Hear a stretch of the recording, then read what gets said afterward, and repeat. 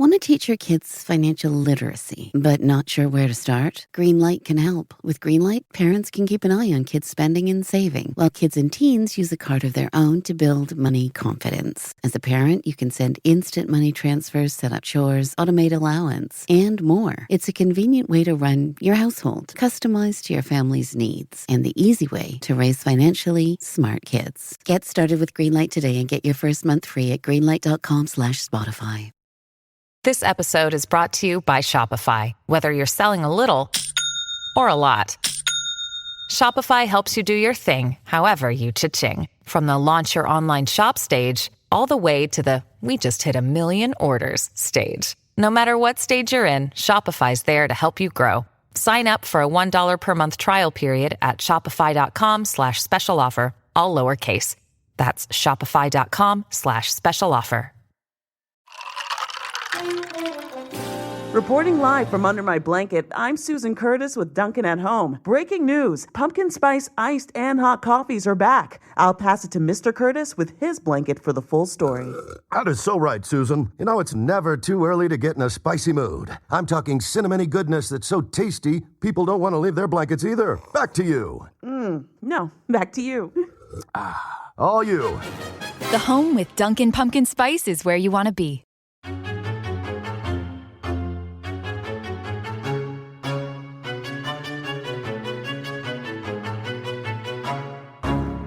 Slashes, huh?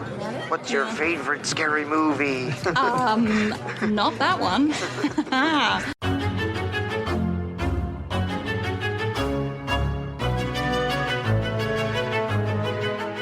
And welcome back to Horror Queers. We're talking Amaya Papaya. We're talking cryptocurrency and trephination. And we're talking It's Game Night. And I'm Joe. And I'm Trace, and we're talking Should Matias Live? And depending on which ending you watched, So many. 4 endings, Joe. I don't even... Everyone, we are discussing Stephen Susco's Unfriended sequel, Unfriended Dark Web from 2018. Yes. I'm excited. We're returning to the not discussed on this podcast screen horror subgenre. Trace, we've only ever covered one other title, and that was Host for Patreon. God, way back during the pandemic, huh? Everyone, go listen to our episode on Host from, Jesus Christ, 4 years ago. Yeah, it's been a while. It's been a while. I can't believe we've never done another one of these because we both like these types of movies, right? I mean, we all know that I love The Den, but I mean, like, even something, like Searching, Missing, like I love this narrative gimmick. Me too. Yeah, and I find that the people who do it tend to do it quite well. So yeah, I'm excited for tonight. I am too, but before we get any further, let's introduce our guest who is waiting in the wings. Everyone, she is the programming director at the Review Cinema, Toronto's oldest operating cinema. She is also the creator and lead programmer for Drunken Cinema, a, shocker, Toronto-based monthly game series devoted to extreme filmaholics. And finally, she is the co-host of Movies and Chaos, a podcast on cult movies and their legacies. Please welcome Serena Whitney. Hi, thanks for having me. That was like quite the introduction. Oh, well, thank you. Thank your Twitter bio. Thank you. But welcome, Serena, to Unfriended Dark Web. Now, okay, Joe let me in on a little secret that, he sent you kind of the list of things you could pick from, and nothing was really speaking to you, but you settled on this. So, out of all the ones that didn't speak to you, why did this one speak to you the most? I like Screenlife movies, and I was, a little scared that would just hearing your intro, I'm like, oh, good, you guys like Screenlife movies, good. I have a theory that the more time you spend like your own screen life, you probably like these movies. But I saw the original. The first film was called Cybernatural at Fantasia. And Joe, did you go to that too? I didn't. No, I didn't catch any of these until they hit VOD. Oh, okay. It was pretty like unexpected to see. Yes. Yeah. And there was even a different death in the movie that I just rediscovered because I was like, oh, I'm waiting for this fun death where a girl falls through a search engine and gets killed through a search engine, and that didn't happen. Wait, was that the end? Was that the original ending of the film? No, it was the girl Jess, the one who dies with the curling iron. Oh. No, she originally got zapped into the computer and there was these ads playing, and then she just starts falling and getting killed on the way down. Oh, interesting. Okay, that sounds like Unfriended had a baby with the Nightmare on Elm Street, and I'm kind of here for it. Like, that sounds... It's the most memorable part, and that's why I don't understand why they didn't keep it. I get why. They're probably because it was so campy and weird. Yeah. It's a little odd, yeah. Yeah. So... Well, okay, wait. So before we even dive into Dark Web, then I guess, so are you a fan of the first Unfriended? Yeah. Mm-hmm. I mean, I like the second one more, though. Oh, okay. Interesting. So, Joe, what about you? Yeah, you know what? I'm kind of in the same boat. I know that the first film has a bit of a bad reputation because people really love to hate those characters. Well, I would argue people hate those characters because most of the complaints I see are people being like, well, they're so unlikable. And I was like, yeah, we're here to watch them die. Yeah. Which is why I do think that the second film is a little bit more palatable to people because this group is generally nice. They make some pretty bad decisions along the way, most of them, falling on Matias's hands. Yeah. But I think that people end up then disliking the end of this film because it's not as gratifying when, spoiler alert, folks, all of these people have a really unhappy end and people feel bad about that because we actually liked these ones. Yeah, and that's what makes it scarier to me. Okay. Yeah, like I felt that, first of all, this is a situation that could happen, like I don't feel like the internet was really played to the best of its abilities in this movie. But I do think that this is something that people are scared. I'm not scared of a ghost girl trying to kill me, right? But I am scared of sex traffickers and hackers online. Yeah, for me, it's a thing where I do actually think this is a better movie than Unfriended. I do enjoy Unfriended more as a watchability thing because I do think this one is it's not a happy movie, and I mean you could argue the first Unfriended isn't happy either, but. Sure. Like, I think part of the entertainment of that movie is watching these asshole characters just get their comeuppance. And then, I mean, spoiler, but the reveal that the main girl at the end was actually, the mastermind behind the bullying, I just, chef's kiss that. That was when I watched it again now, I was like, why did she not just tell the truth? Well, because she's an asshole. Yeah, but, she's not a good friend. They know through the whole, she finds out through this weird forum link that, hey, you have to confess your sins. You have to confess. And if you admit it to telling your friend to go kill themselves, why can't you admit to making the video? But I will say, I think the reason I don't prefer Dark Web to Unfriended is because at the end of the day, this just reminds me too much of The Den. I saw this thing where it was it's really homaging The Den, and I was like, honey, no. The Den wasn't big enough to be homaged. It really feels like this writer saw The Den and said, I'm gonna do something like that too, because there are so many things in this that I feel mirror that film. I never seen The Den. I gotta watch it now. It's a good time. It's a really good time. This reminds me of My Little Eye. That's what have you seen My Little Eye? Mm-mm. It's a Canadian horror film. Yeah. And it was about they're filming like a Big Brother TV show. I was gonna say, it's almost like a reality TV where they've got every room camered up and stuff. Yeah, and it's Chris Lemke. I loved him. He was the drug dealer in Ginger Snaps. Yep. So he's one of the guys, and then Bradley Cooper's in it as one of the fucking sex traffic, one of these really creepy guys, and it didn't have the internet component, but it was very similar to what they're getting into. Well, with The Den, and everyone again, you all know how much I love this movie, but The Den came out in 2013. It predates Unfriended, and it's basically about this girl who is doing a sociology project for grad school, and she's using this website called The Den, which is basically this movie's version of chat roulette, and then gets involved in dark web type shenanigans. I do think it's legitimately scary. And so when I finally saw I did see this at the South by Southwest premiere. I was like, oh yeah, it's good. It's just a lesser version of The Den for me. That's what this movie is. But I still like it. Yeah, it's tricky, right? I mean, it's hard not to compare films, particularly when you have such a relationship with it, Trace. But I mean, having seen them both, but having seen this film, I think before I saw The Den. I was like, oh yeah, I can see the similarities, but, you know, to me, they're very different films just because. Sure. Yeah.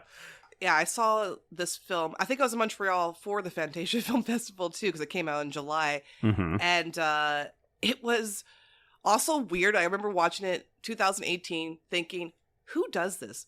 Who goes on Skype to play games with their friends? Yeah. And then, like, I don't know. Fast forward 2 years. Yeah. That's all we were doing. But I remember the time, it was just super jarring.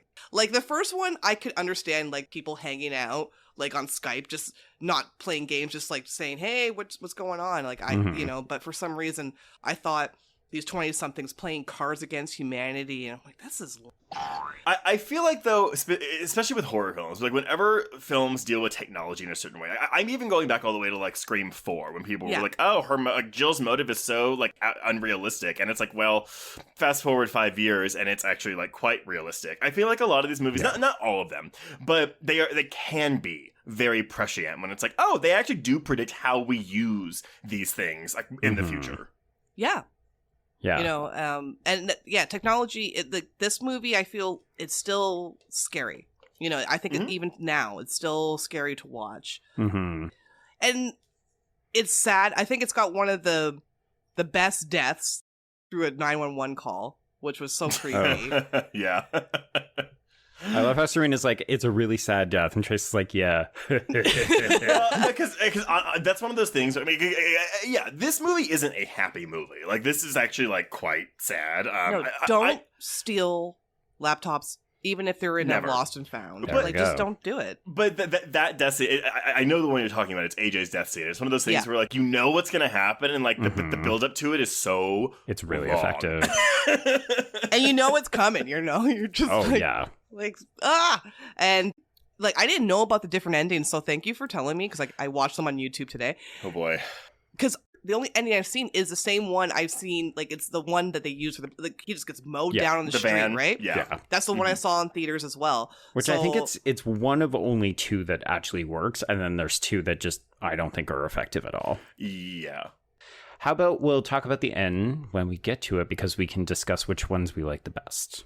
Well, yeah, I'll just dive into the productions. Shockingly, there actually wasn't a ton of information about this. I mean, again, the only extra feature on the Blu-ray are the 3 extra endings. Which is boo. I want to hear directors and editors talk about how they make these, because it just seems so laborious. I have some details, not a ton, but yeah, something happened with this movie, because even the release for this movie was much more like, I don't know what it was. And it's weird, though, because Universal Pictures released this internationally, but it was OTL releasing that distributed this in North America. But I guess that's part of Universal, but it was also this BH, like Blumhouse Tilt banner. Nevertheless, it wasn't the same, because this opened in about half the theaters that Unfriended did. Yeah. You know what? It was funny because I loved Unfriended when I saw it at the festival. Again, it was called Cybernatural, which I'm glad they changed the name. That was such a dumb name. But I took my family to see Unfriended, and I'm like, oh, you gotta see this movie.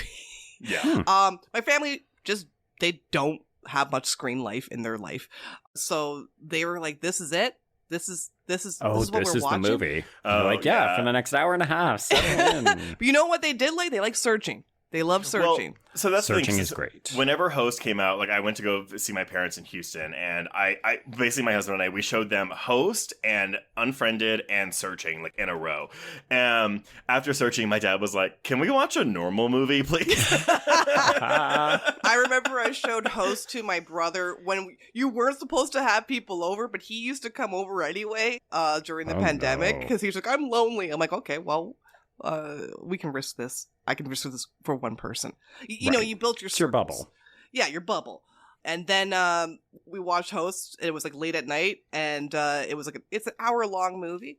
And I'm like, okay, well, good night. He was like, I'm not leaving. Yeah. I'm scared. I'm terrified. I'm just gonna sleep on your couch. And I'm like, okay. And that movie was really scary, but Unfriended kind of did it first. But we all were in the same situation. I think Host really resonated with everybody.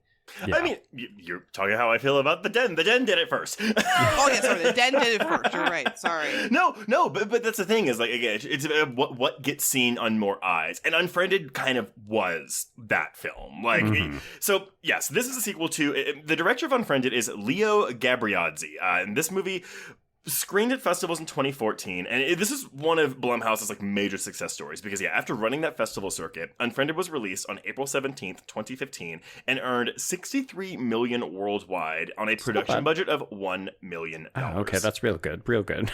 Yes. Now, granted, that $63 million was split between domestic and international, so it made about $32 million domestically. But again, still good. Like it made $15 million opening weekend. It was already profitable. Yeah.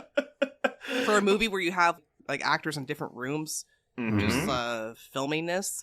I think one time they did at one take. They did try to do that. Well, because Shelley Hennig, the girl who plays like the head bitch, who you don't know is the bitch in Unfriended, like basically because yes, she asked the director like, can we just do one like full run through of the movie in one take, and like he obliged her on that. But interesting. Weirdly enough, so in March of 2016, Deadline reported that the net profits on Unfriended were roughly $17.3 million, which means $46 million was spent on marketing and any like participations or residuals that they owed people, which that seems like a lot for that movie. High. Yeah.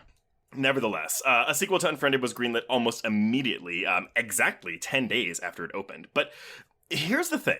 At that time, the screenwriter was reported in a Bloody Disgusting exclusive to be Nelson Greaves, the writer of the first film, with a planned release window of spring 2016. So, like, literally the next year. Right. That didn't happen. No. So, cut to October of 2017, well past that planned release window, we've got another Bloody Disgusting exclusive that now say, okay, hey, the movie is called Unfriended Game Night. At that time, they reported the sequel had already been filmed in secret and had just had a test screening done earlier that month. And on the plot, they reported... it uses the same computer screen format. It tells the story about a teen who comes into possession of a new laptop and finds that it may have been stolen.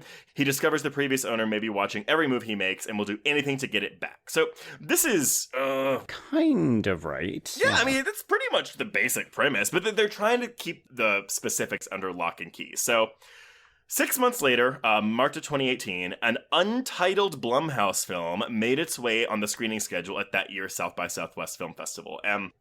I was there, and for some reason I thought it was on the schedule as Unfriended Game Night, but then I realized, no, it was untitled Blumhouse film, but everyone pretty much knew it was Unfriended, the sequel. People have a tendency to figure these things out relatively early. Like South by Southwest and Fantastic often try to do these kind of secret, it's going to be mystery Universal film, mystery Blumhouse film, and everybody's like, well, it's one of these two films, and then everybody has like a 90% guarantee. Yeah, well, it's like that wasn't the first time. Whenever they showed Don't Breathe, it was on the schedule as untitled Fede Alvarez film, and like we learned the title when the title card popped up on screen. And so that's fun. With Dark Web, Blum comes out and introduces it and says, "Oh, it's actually called Dark Web." Apparently, one of the reasons they changed it from Game Night was because Game Night came out literally the month before its South by Southwest premiere. Yeah, that's just some bad timing. Yeah, that is bad timing. I mean, Dark Web, it gets the message across still about what you're going to watch. I think it's actually more effective as a horror film title, right? If you see Game Night, you're probably going to think, oh, maybe it's a bit more of a horror comedy, like a Ready or Not kind of thing. I agree, but I actually do prefer the title Unfriended Game Night, just because I like the irony of the title. Sure, yeah. One of the reasons why I like this film a little bit more than the first one is that it feels more R-rated, and it's PG-13. There are things that disturb me about this movie more. It's R. It's R? Yeah. Okay, I'm glad you brought that up, Serena, though, because when I was like doing research for this, and I found an article that I wrote after the South by Southwest premiere where I was talking to, I guess I talked to Stephen Susco, because when I walked out of the South by Southwest premiere, I also thought it was PG-13. Now, at the time, it wasn't rated yet, but I was like, well, this is clearly going to be PG-13.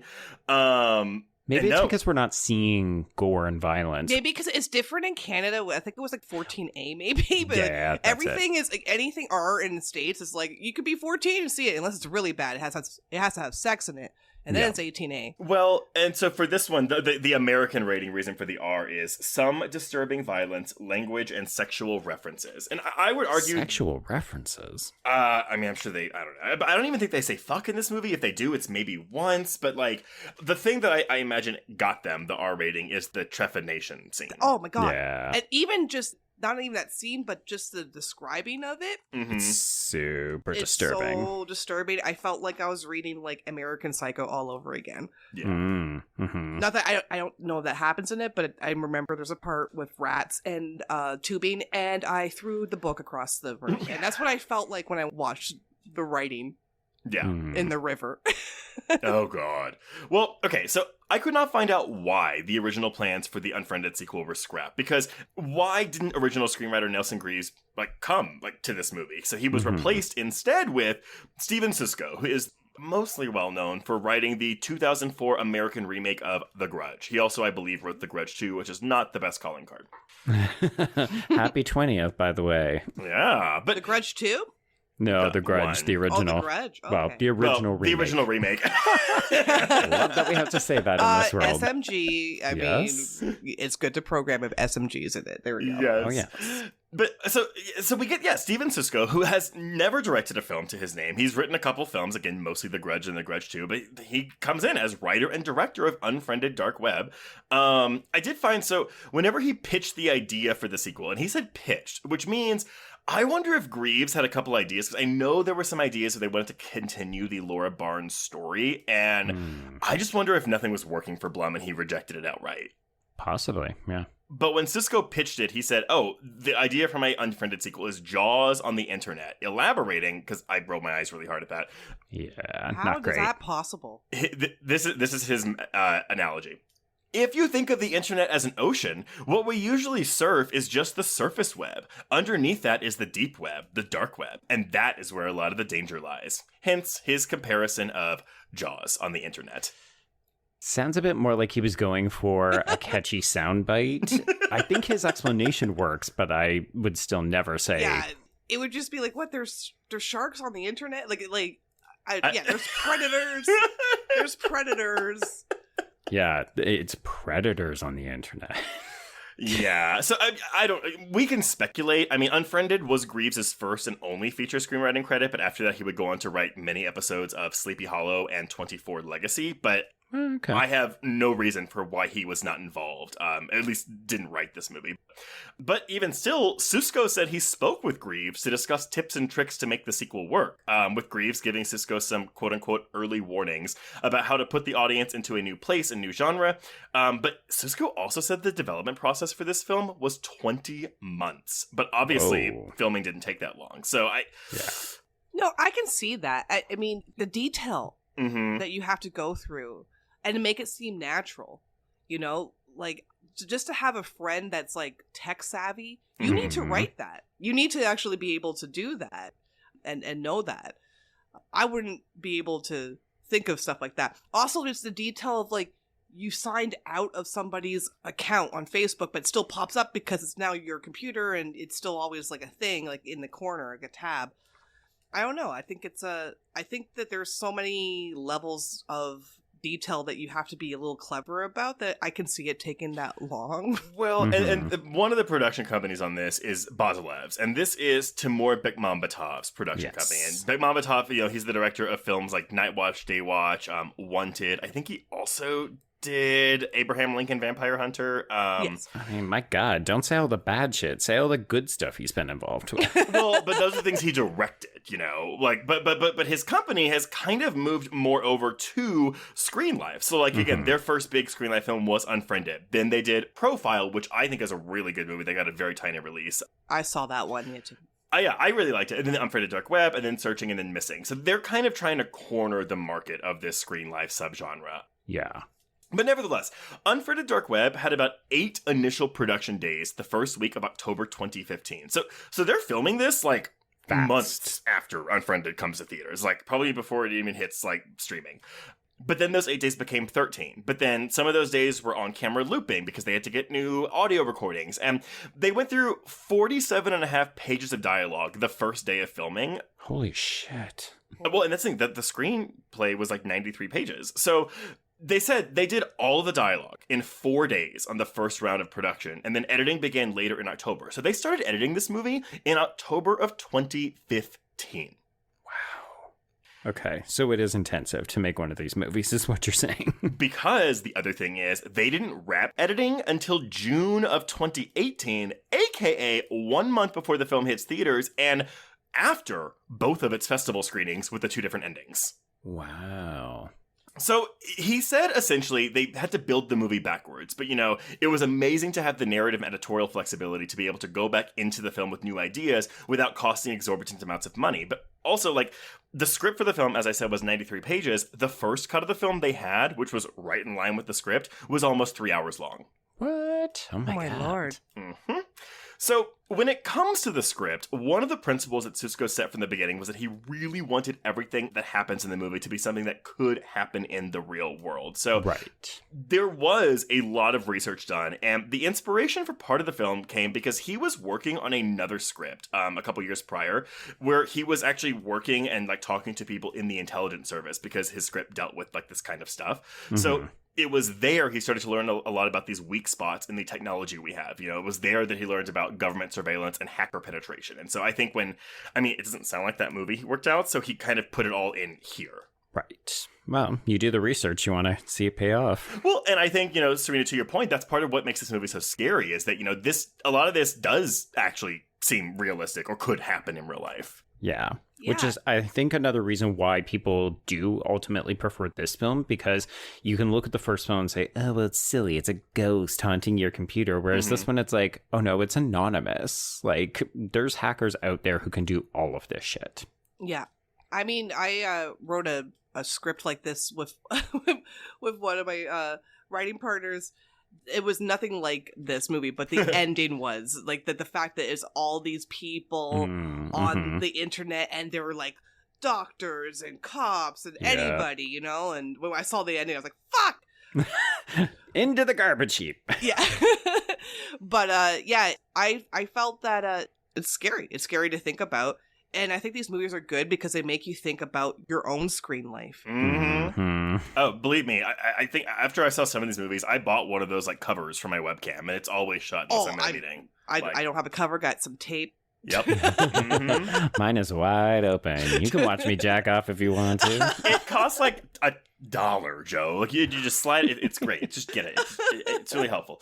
But anyway, so nevertheless, the filming of this movie didn't seem to take that long. It was all the post-production, which again, 20 months of post-production that they were working on until the month before the film's release. And so in post, they embraced the idea that post-production was going to be even more of a rewriting experience than it is on a conventional film. So they leaned into the fact that the process meant they could try every single idea they had. And apparently they did. They tried hundreds and hundreds of ideas. Luckily, they were aided by Andrew Westman, who was the editor of the first Unfriended, which I feel like that's your key, because you need someone who kind of knows how to edit, because this is not like editing a normal movie, right? No.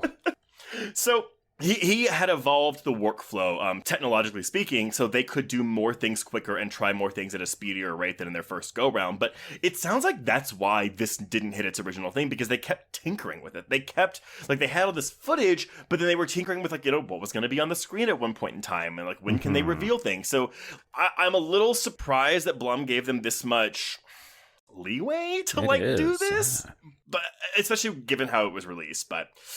It's also annoying because it sounds like there's probably a billion different cuts of this film, and I would have loved to have seen even a featurette that said, here's how we could do one sequence, here's how we change it. I don't know. It seems like a bit of a missed opportunity from a featurette perspective. Yeah, because there's certain characters, you're maybe they had more, there's certain, AJ and Damon, they're just there to be here's how to help. Yeah, they're the tech exposition. Yeah, text exposition. That's perfect. But yeah, Joe, to your point, Lex has nothing to... And I actually found her one of the most interesting ones just from her first introduction, but like... Sure, and then she gets nothing to do, and then she's dead. I forget that she was in this movie, because I watched it again yesterday, and I was just like, oh my god, I completely forgot that she was in this. Yeah. Because I remember everybody else. I remember all their deaths, you know, and like Nari, that was like, oh...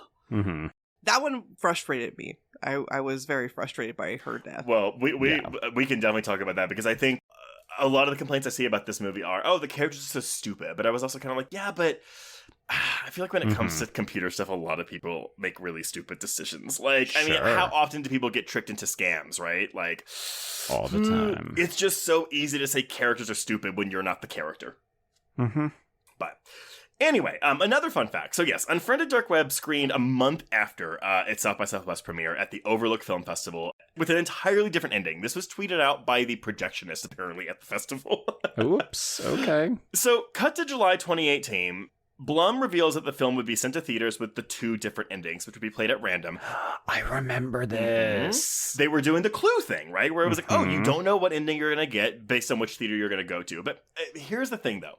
There is a conflicting report. So, in a piece for the now-defunct website Sci-Fi Wire, and Sci-Fi like the channel, from July 24th, 2018, this is 4 days after the film opens in theaters, writer-director Stephen Susco basically said that the ending was changed after several test screenings, elaborating, and I quote, "The movie kept changing so much that every time we would screen it, I would introduce it like, you're the first audience to get to see this version of the movie, and you're also the last." Oh, wow. It was a very strange, mutable post-production process, so there have been enormous changes throughout, even the last couple of months just reaching the end of the movie, but everything else is above my pay grade. I don't really know about all those other things. I've only been alerted to that recently. I don't really know. It's probably fake news. So, after the film is in theaters, you have the director saying, no, we're not doing that.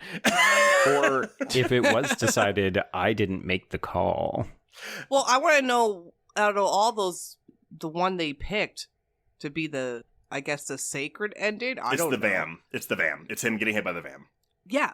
Like, why did you choose that one to be the one? I imagine it just played the best with their screen audiences. I guess it was just the jump scare effect of it, but it doesn't make any sense why he'd be in the middle of the street. Wow. I think you're right, Joe. I think it is whichever one had the highest scores after a screening, that's the one they went with. But I would not be surprised if there were more than 4 different endings to this movie. Yeah. But again, is it Blum tinkering with this movie? Is it the I don't know who was doing all of this. Like, it's just wild. So this movie comes out in the US on July 20th, 2018, and it's in 1,500 screens, which is 1,200 fewer than Unfriended's 2,700 screens. It opens in the number 9 spot with 3.6 million, going on to gross 8.8 million domestically and 7.2 million internationally for a worldwide gross of 16 million, which a far cry from the first one, but again, we're looking at another budget of $1 million. However, I'm also kind of like, but you're in post-production for 20 months. Like, are these people getting paid? Like, how much are they getting paid? Well, Trace, you wondered where all of the money from the gross went. Right. Yeah, because that first one, made for $1 million, make 63, but it's only a profit of 17 million. So, I wonder if it's a lot of that post-production, like, these editors are getting a lot of that money because they're spending so much time tinkering with these films. Yeah. It's just so disappointing because I remember seeing this film because, Serena, you and I saw this when we were at Fantasia, and I remember thinking that was pretty solid. I actually really enjoyed it. And then I talked to people about it and no one even had a clue it was coming out. Like, not only did it screen in fewer theaters, it felt like it had no publicity push. So when it didn't perform particularly well, I wasn't surprised. Nobody knew this was coming. No one did. And the interesting thing is, too, because Unfriended's marketing campaign was notable because I think it was, if not the first, like one of the first movies where like 80% of its marketing was done digitally, not on like commercials and TVs and stuff. Yeah. And they did not do that for the second movie. And I agree with you. Yeah, this movie was not marketed to the point where like this movie was only in theaters for 2 weeks. So it drops to 11th place its second weekend. And then its third weekend, we go down to 200 screens. And then it's gone. It's fourth and final week, we're on 50 screens. And then it's out of theaters after 4 weeks. So I would wager if you are not a horror fan and like you knew of Unfriended, you don't know this movie exists. Yeah, I agree. I guess my example of my family watching it and being like, fuck this movie. Mm-hmm. I think that was enough to... Also, I think it plays better on a smaller screen for people. Maybe that's why. Like, if they do a third film, maybe it's better to just go straight to streaming. Or if you do something big, I think what will get the Gen Z crowd out is having recognizable, maybe YouTube celebrities or something in the film. Yeah, get that influencer TikTok crowd, right? Yeah. Well, but I mean, like, look at something like Missing or Searching, you know? I mean, like... Missing did really well. Yeah, you're right, Mm-hmm. yeah. But it also had John Cho. Oh, that was Searching. Oh, sorry, yes. I think Missing also feels kind of... It's more cinematic, too. There's a little bit more of a... Well, because it's the whole computer. It's not just a Skype call. Yeah, and it's a thriller. You know, I think people are more open, like mainstream audiences are more open to thrillers than just horror. I guess because it's also kind of a, like you're following clues, like it's an investigative movie, whereas, I'm sorry, both of these are, but I mean, yeah, Searching made $75 million and Missing made $48 million, but here's the thing though, Searching costs less than $1 million to make, whereas Missing costs $7 million to make. Huh. Okay. That's so strange. Mm-hmm. I wonder if it's all Missing looks like a bigger budget than Searching for sure. But maybe it's because they're in Mexico a lot, so it's a lot of the location stuff. Oh, okay. I don't know. Yeah. But nevertheless, I mean, I love watching these movies on a big screen, but I do think it's a very interesting experiment to watch them on your computer because you will constantly want to touch something. Mm-hmm. I mean, I read a Letterboxd review that was so hilarious. Like, someone was like, I watch these movies in public on my laptop, so I make people feel like this is happening to me. Oh my god. I'm just really good at technology, folks.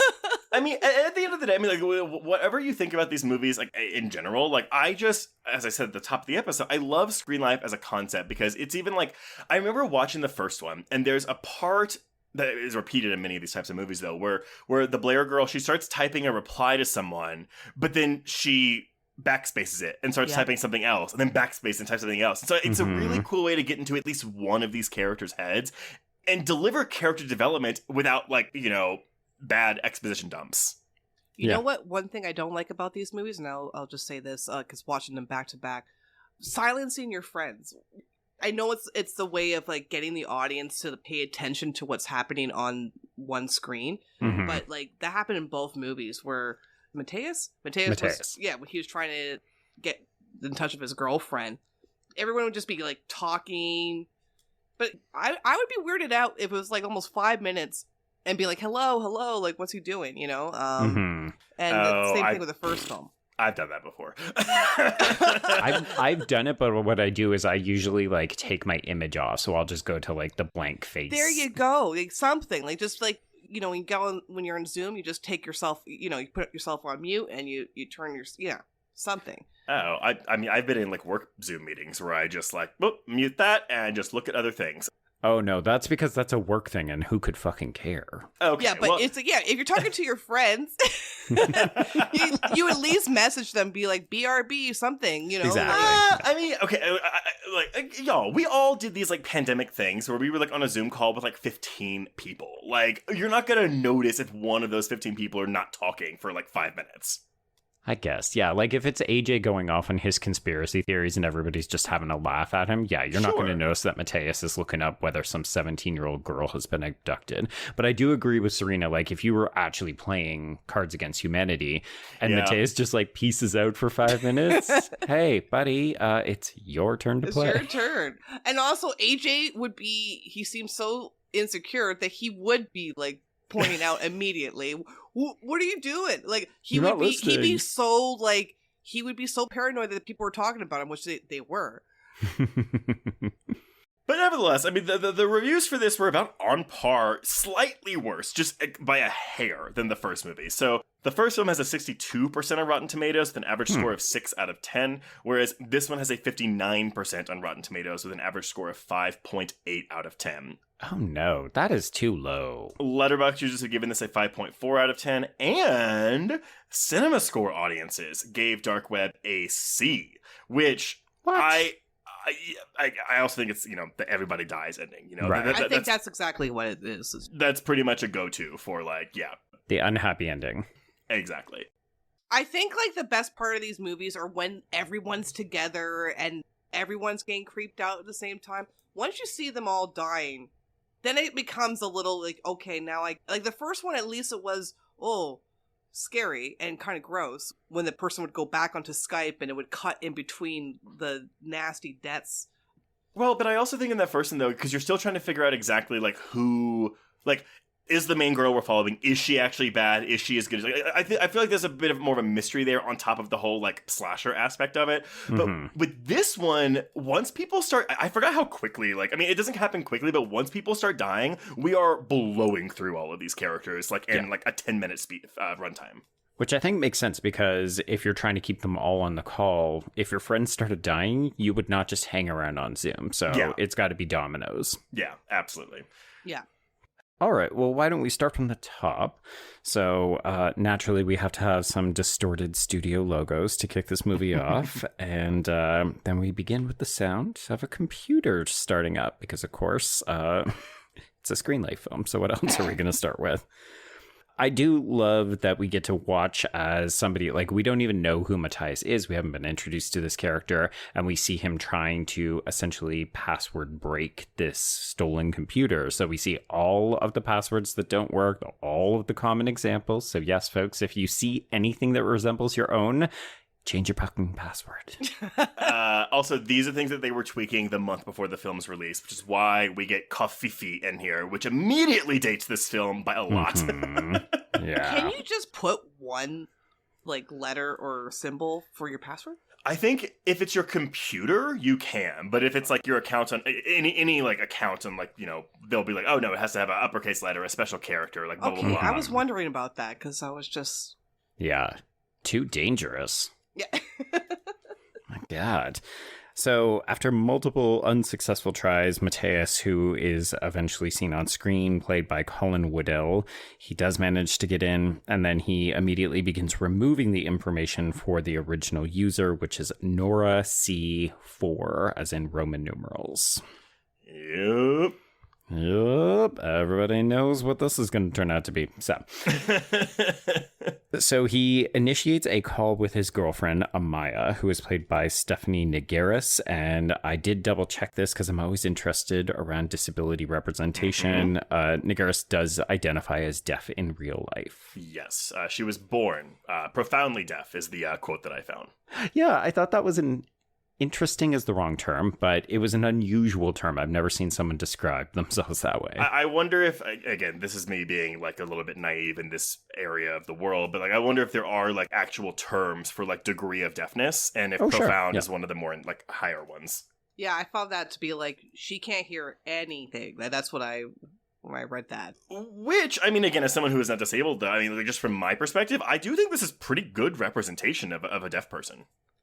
I think the character is okay. I like the fact that we're addressing the deafness and it is a proper plot point. But I also think from the negative side, I'm turning back to our discussion with Ariel Basca from Wait Until Dark, where there's a certain element of, this character needs to be saved because her deafness is a problem in the plot. Yeah, I think that too. You did make some good decisions.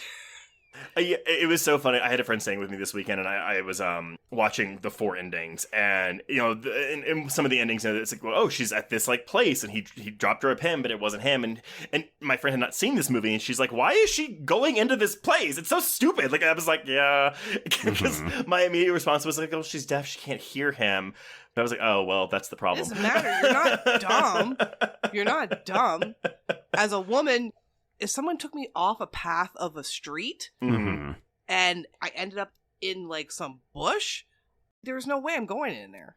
It's definitely red flag, but I can't remember if it's in all of the cuts, and folks, we'll talk about the endings at the end as well, but there is a reference to one of their first dates, and it's the video that Matias ends up playing when we talk about, I thought you two were going to be the ones who get married. They talk about either a first date or a significant date being in the park. So that's one of the deleted endings, is that we do go to the park. And that makes sense to me. Yes. Like, oh, okay, if your significant other said go to the place where we first kissed, you would go there. The other one is at some kind of empty warehouse. And that one's more of a, am I going in? No, I'm not going into an empty warehouse just because you dropped me a pin. And that's the den, by the way. But I will say, at least in terms of like the conversations the film is having around like relationships, with someone who is disabled, with someone who's not. Like I really appreciated that, because I mean, what is her big issue with Matias is, he won't learn sign language for her, or he will, but he's afraid to. Like, I really like the conversations the film has about those topics. Yeah, he tried at least, the papaya thing. No, see that's where I like the nuance, is that he's more interested in developing an app to help her as opposed to spending the time himself. Yeah. But also, to me, I like the app aspect, but I also didn't like the fact, like, what do you see in her besides that she's gorgeous? Well, I think a problem with that is Maya is kind of outside of everyone else in this film. Like, we never see Maya interact with anyone except for Matias. Well, she was kind of the gimmick, like, when the movie gets kind of interesting is when he tells her to stay on the phone when she's in the subway, so every time the connection's lost, and he's like, oh my god! It's like, it's all real. And I love that part. Oh yeah, we get good mileage out of the fact that there are points where she is on the outside and she doesn't understand. I think the film is good at finding creative ways to use her deafness. That sounds wrong, but I'm still saying it. But as a character, you're right, Serena, we don't really know much about her apart from the fact that she is disabled and gorgeous. Mm-hmm. Yeah, she is gorgeous. She is gorgeous. Everybody in this film is very pretty. Yeah. Oh, they are. Yeah. I was like, Damon. We need an ugly friend in here. Who's the ugly one? Oh. Do y'all think if we had to pick somebody, but no, I'm not going to do that. Let's not do it. Do y'all think Damon is really British? No. Can you guess what he is? I thought he was Australian. He is Australian, yeah. Okay. He's Australian. Okay. Yes, I got it. We're trying First to sub one accent in for another, huh? Which at that point, I'm like, just make him Australian. It's just make him Australian. I'm one of those assholes who never can tell the difference, but I just thought he was Australian. Yeah. Well, my favorite thing is, because one of the conceits is that, well, Damon will be fine because he's in the UK, so we don't have to worry about him.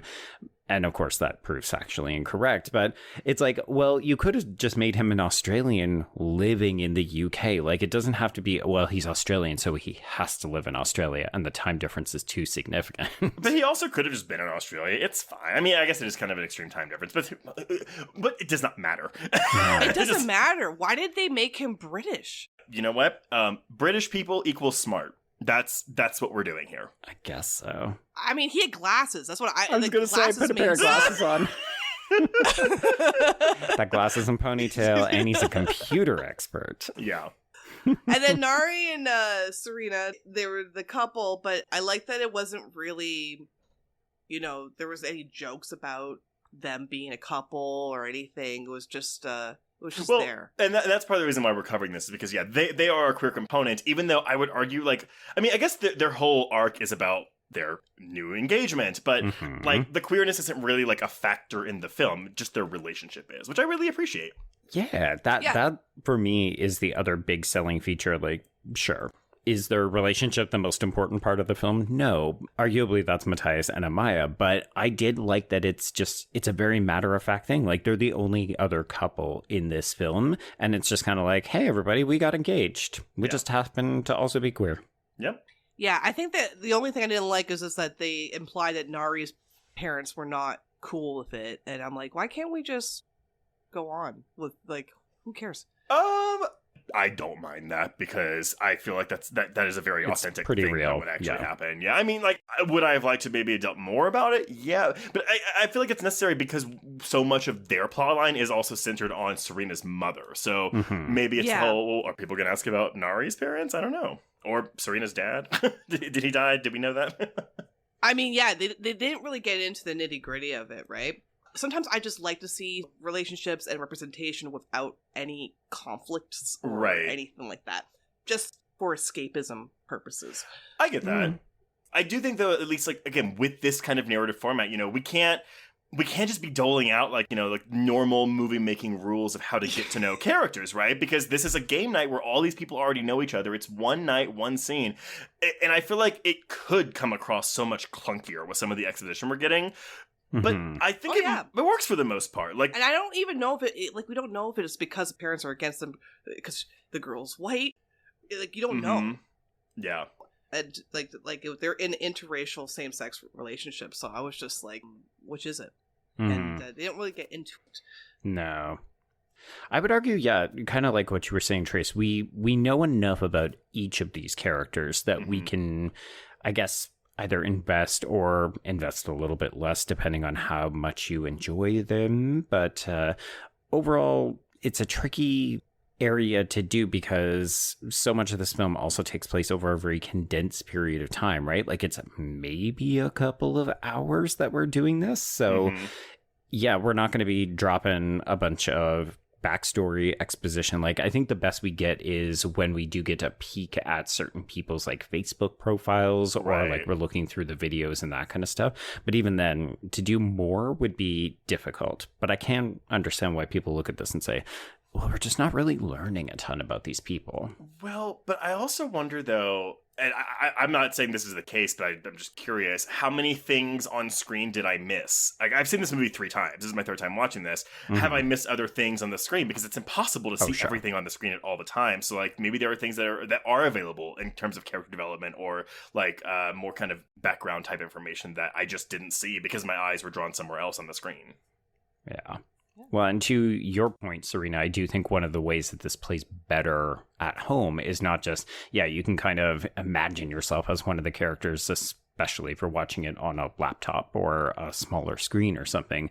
But I appreciated the opportunity to pause at a couple of different points so that I could see, okay, what exactly are we zeroing in on? Yeah. And I think some of the other films, like, I think Missing did a really good job of zooming in on, like, when we're entering things in search bars and that kind of stuff. And that's helpful to redirect our attention. But this film, it's packing a lot of visual information into a small screen.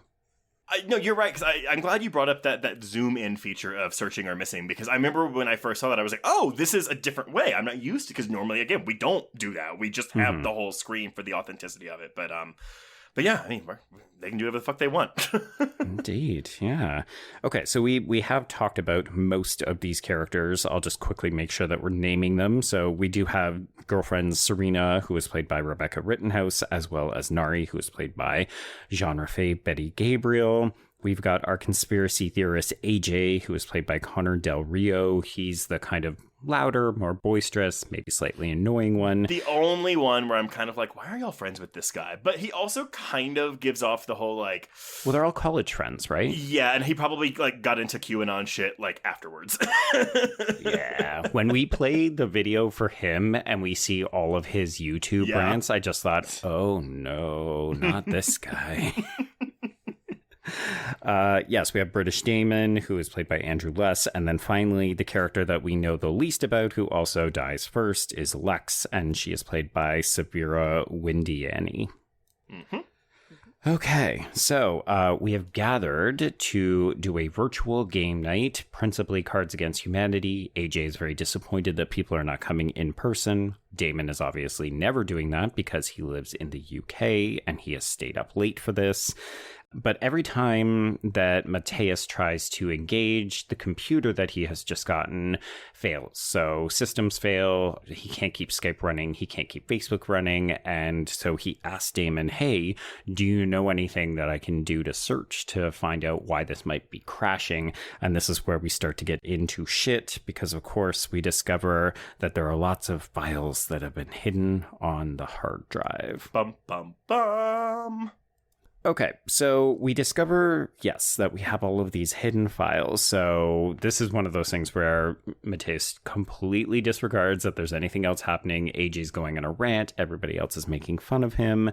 And we should also note that we are fighting with Amaya at this point as well, because she's supposed to be coming to games night, but because he has spent all this time working on this program, Papaya, which translates voice to sign language, she feels like he's not really listening to her or paying attention to the right parts of their relationship. So we're getting a lot of the early conflict out in the open. Well, and this is a line from her that I really appreciate. She goes, "It helps me understand you. It doesn't help you understand me."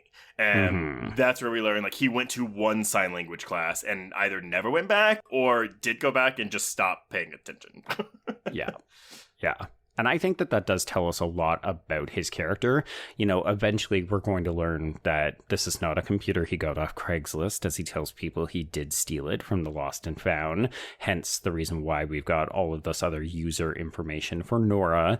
But I think this is an early sign that Matias is a mostly well-meaning guy, but he will also take shortcuts whenever it is convenient for him. I really related to him in this because, I mean, Joe, you know me. I'm like a spreadsheet machine. And so the time I will spend, like, making organization tools as opposed to, like, making genuine human connection is, like, it's something I'm working on, but, like, I related to this a lot, where it's like, okay, you could just learn sign language with these classes and talk to her, but you'd rather just spend God knows how many man-hours developing a new software that can't, like, be that easy to put together. Maybe I'm wrong in that regard. So, yeah, you're right. We're learning a lot about him, but I also, like, deeply understood this. And we'll learn more about it later, you know, as we get into his fear, but still. His heart's in the right place. That's what I like about his character. I think that's what gets him into all this trouble. Sure. And his friends, unfortunately. Could you imagine? Just playing a game night? Yeah, logging into Zoom and being like, oh, suddenly we're embroiled in some kind of, like, dark web murder game. Cool. Awful. Like, you asshole. But yeah, no, he had good intentions, but he just... But Amaya's stance is also understandable as well. It's just like, sure. You just want these two kids to work it out. But spoiler alert, they won't. Really? No. I also do like the contrast of how easy everything seems to be between Nari and Serena. So yeah, you know, we talked about the fact that not everything is okay with their families, and that will obviously, or would, have impacted their engagement.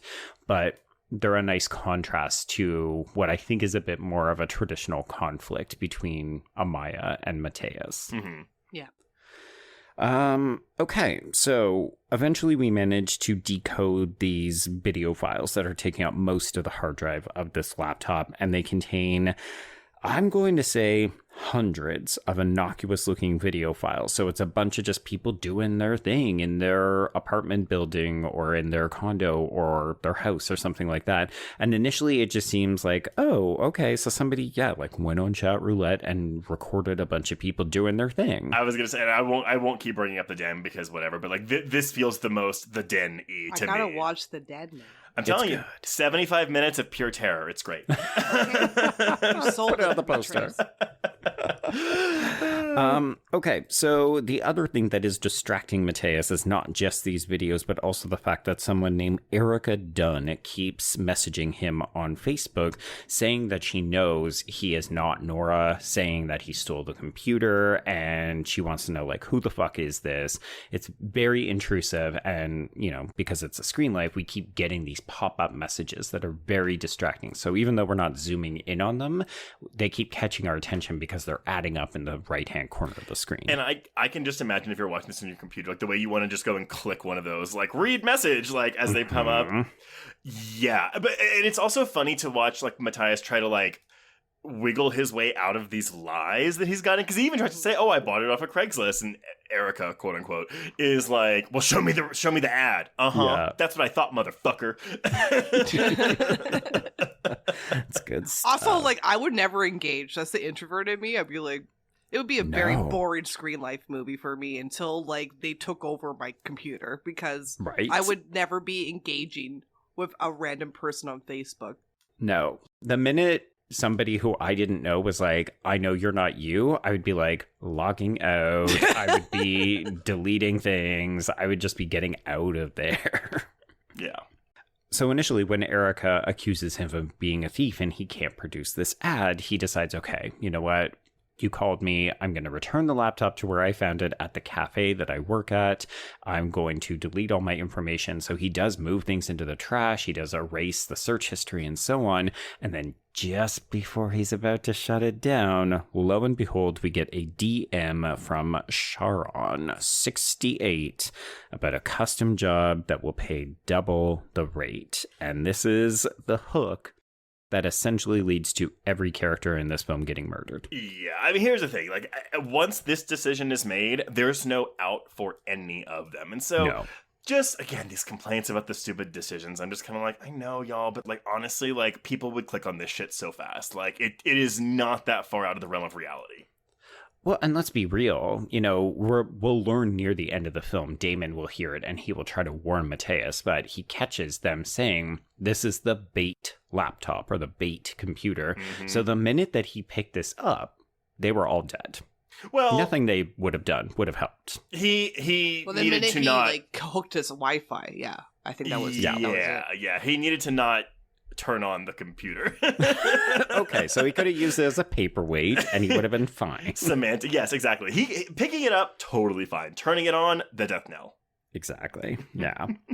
So Matias is directed to an app called The River, which has janky as fuck looking. Oh my god. I love it. I was just like, really? Game on your computer. I was like, is this Doom? What are we doing? It's so pixely. I love it. But it's interesting, right? Because, like, you know, all these dark web people, like, they're these expert hackers, but then they're graphics are like this analog bullshit.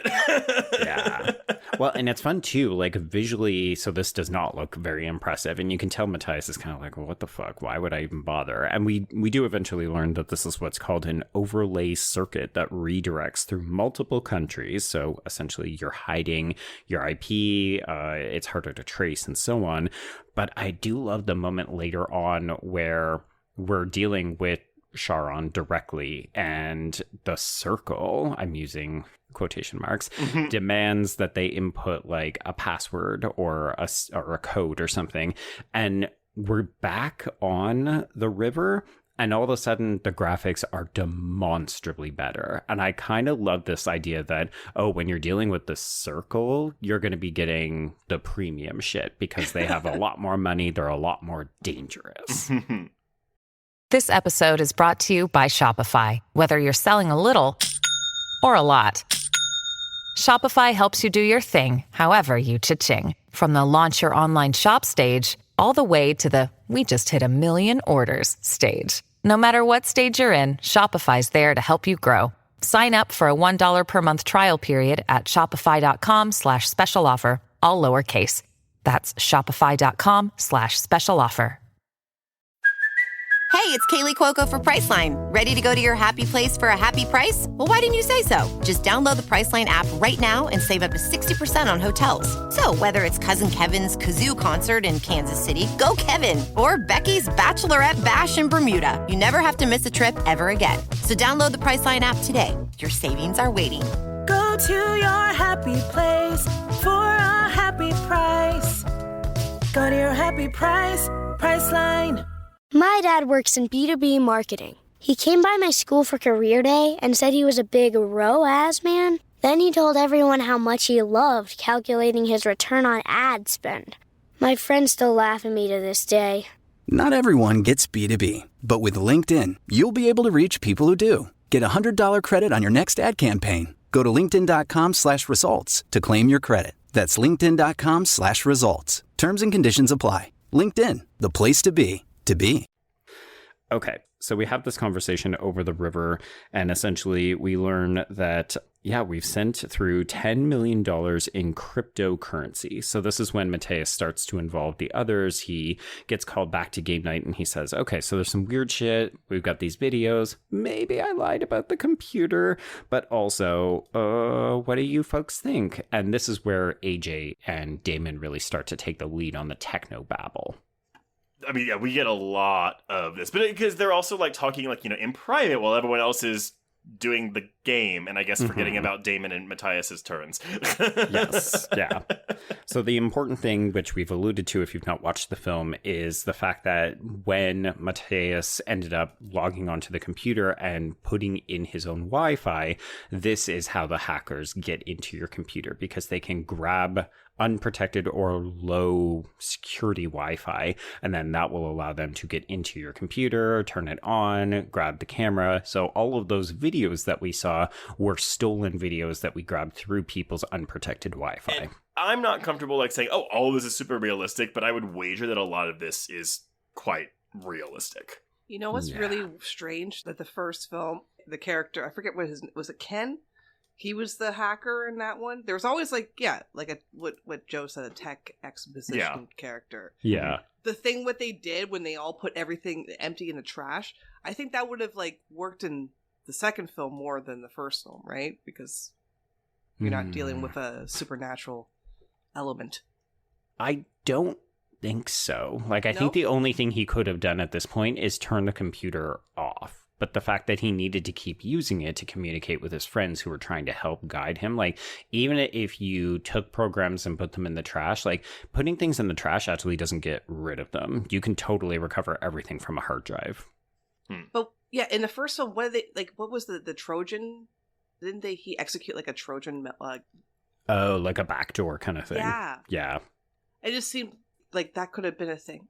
Well, but I guess, again, for me as the viewer, I'm kind of okay, the first movie, kind of anything is fair game because the ghost can ghost and do whatever the fuck she wants. But ghost be ghosting. But I remember though, with this though, I kept thinking, oh, this is going to be a supernatural, even while I was watching, because again, I saw it before I knew what this was, except that the basic concept, and a lot of the stuff that's happening here, I think that's where the horror comes from, though, is it seems like, okay, this is supernatural, especially once we start, quote-unquote, seeing these members, but, they're masked by digital trickery. Mm-hmm.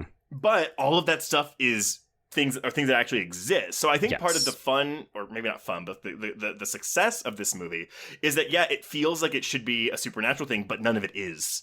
Mm-hmm. Yeah. Did you two go into this one expecting that it was going to be another ghost or some other kind of supernatural component? The subtitle, Dark Web, just told me everything I needed to know. Yeah, and I guess I knew that as soon as right before the movie started, because again I saw it when it was announced secretly at South by Southwest, and so I knew it was called Dark Web when Blum told us that, and then the movie started. But in my mind, I was still cool. This is a sequel to Unfriended. I know what this is. Yeah, I was somewhere in the middle of the two of you. So obviously I knew it was called Dark Web, and I know what the Dark Web is because, it's the boogeyman of the internet. Everybody always warns you oh, well, that's where the really bad shit happens. If you're going to go into a Hostel movie, it's because somebody is selling your body on the Dark Web. But I figured that because it's a sequel that we were going to be carrying over the supernatural elements from the first film. So I did think it was going to be a mix of the two.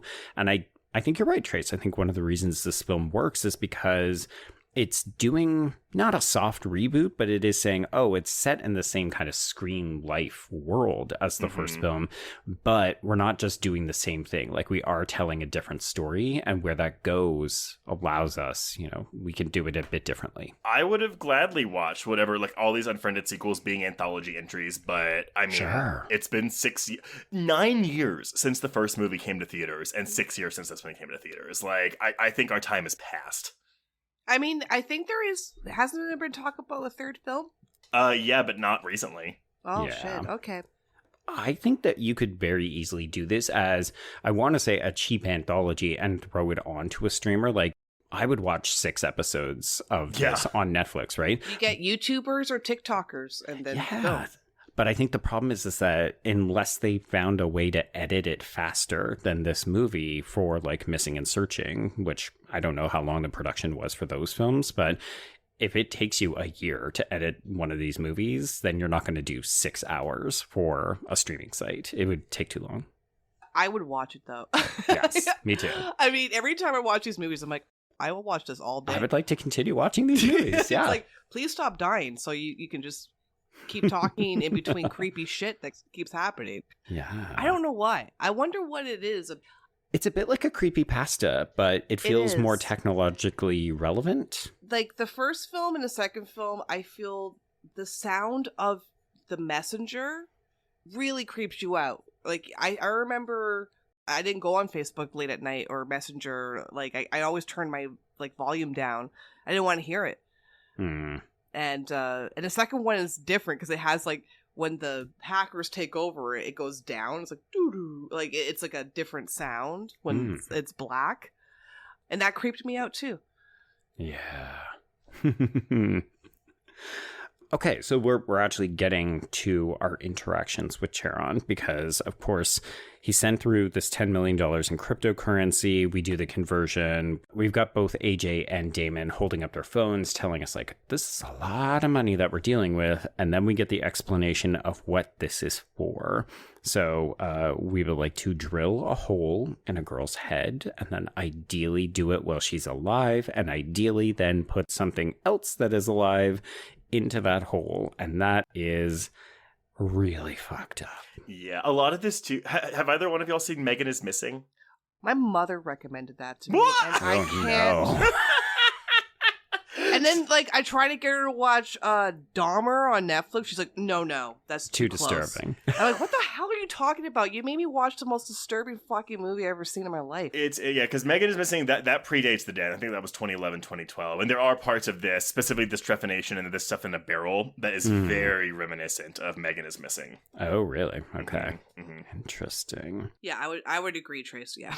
I guess these are just creepy things that, you know, even if you've seen them once before, this idea that this kind of video is either floating around on the internet or on people's hard drives, like the idea that people would be collecting this kind of stuff is just really uncomfortable. And it is scary. But I wonder if that's also kind of what contributes to the C Cinema score, because the fact that there are people out there that do this kind of stuff, like, is just a really hard pill to swallow. Yeah. Yeah, like, it's scary because you know it's happening. You know this is not something that just came out. Like, this is not something someone just made up. Like, this is probably based off something that happens. Yeah. So the proof that this does happen is when we look in the contributions folder at the bottom of all of those video files and we find 17 videos of either imprisoned or murdered women. Of course, it's only women because... Because why not? Why would we torture a man? That's not scary. They would beat me up. I do think that it's playing to those ideas. Like, Serena, you even started this by saying that you're a woman who fears being human trafficked. And horror movies understand that putting a woman in a scary situation is scary for both sexes, if we're being binary, because women can relate to that fear personally, and then men go, oh my god, the idea that a poor defenseless woman, this might happen to her. But yeah, to your point, Trace, we also know that people are regularly human trafficked, or we fear for sexual slavery and so on. I also think too, like, when you're thinking about, like, I mean, again, like, at this point we don't know if this is just one person doing this, a bunch of people doing this, whatever, but I think as the movie goes on, at least for me, I'm thinking in my head, oh, it's a bunch of guys, it's a bunch of douchebag, like, web bro guys, and then we see at the end there's some women in this group, and it's all around the world. Yeah, I do love that reveal. Yeah, it's always harder as a woman. It's always harder knowing women are involved in stuff like this because makes me so angry. I remember when we talked about The Boy Behind the Door, Trace, and we were like, remember when it was revealed that it was a woman who was involved in it? And we were just like, no, it's even worse now. Ooh, I need to show people that movie. That's one that's fallen off of my, like, show people this movie radar. The Boy Behind the Door or Girl Behind the Door? Which one are you talking about? Boy Behind the Door. This is one with the two boys. Oh, okay. But I'm thinking of another movie. The bad guy is someone who people that watched a very certain popular HBO show will recognize immediately. Oh, okay. But it's a really good one. It's super tense. Yeah. So the last file of these 17 is one called Erica, and she is played by Alexa Mansour, and this is who Nari suggests is the person that we're paying $10 million of cryptocurrency for, because this is the only video that takes place in a bedroom. So as the film unfolds, we will learn that she has actually already been kidnapped. She's only 17 years old, and this is another one of those, like, oh, this shit is really real. And we don't know this girl's name yet, right? No. Okay. Well, I think the file may be listed. Yeah. Oh, I think it just says Erica. So because the Facebook person was Erica, so you know the name. Yeah. And the messages that are coming from Erica say, I'm not Erica. I'm Nora, but I'm with Erica. Yes, yeah. So Matias hasn't put this together yet, but no. If your eagle-eye viewers will notice, oh, okay, Erica Dunn is this probably dead girl, although she's not dead. Yeah, which is another fun reveal. So finally, Amaya comes back into the picture. She's willing to talk, but, or so we think, because when we open up a chat with her, she's not there, but her roommate Kelly, who is played by Chelsea Eldon, is.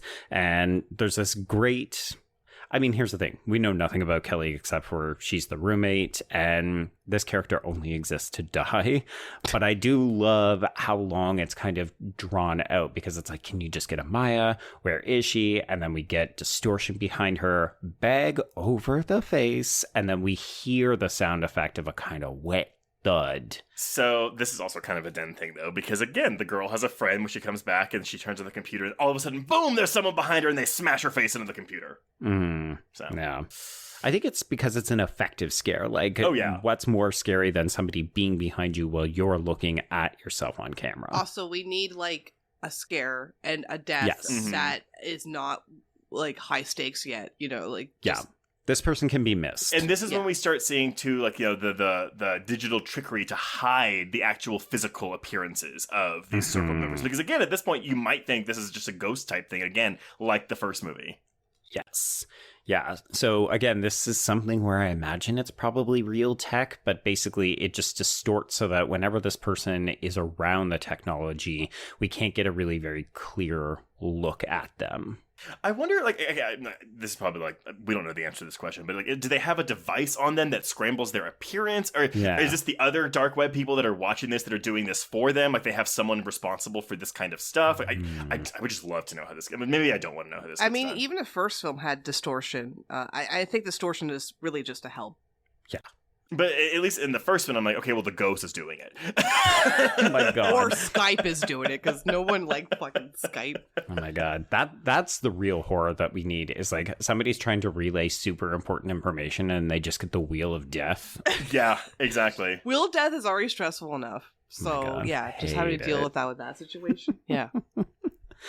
Okay, so this person, this distorted figure, then begins messaging Matias in, as you said, Serena, this black font. So it looks completely different so that we can immediately visually denote that this is not Amaya typing, this is somebody else.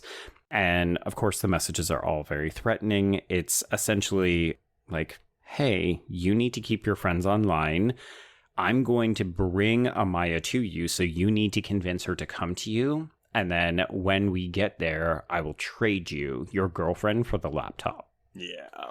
And I don't know about you two, but the minute we started talking about this, I was like, well, you're fucking dead. No, there's no way out. Like, at this, like, we're 30 minutes into this movie, and it's like, no. So if anybody disconnects or if they try to call the police, that will also result in Amaya's death. So I think it kind of makes sense that Matias not only lies to everybody, because your first inclination upon hearing this, like, if I'm Nari, I'm 100% calling the police. So that's one of the reasons why I like that character. Not just because it's Betty Gabriel, who we fucking love and wish she was in this movie more, but also because it feels like that's the smartest, most reasonable thing to react to. But I love that Charon is like, but watch Nari. She's still suspicious. I think the others bought it, though. Like, the threatening messages coming from Charon, I love the menace that it adds to the film. Mm-hmm. And the fact that they disappear as soon as we want them to, so that there is no record of any of this. Mm-hmm. I like that. You're probably going to get into it, but that Charon becomes more of a character throughout.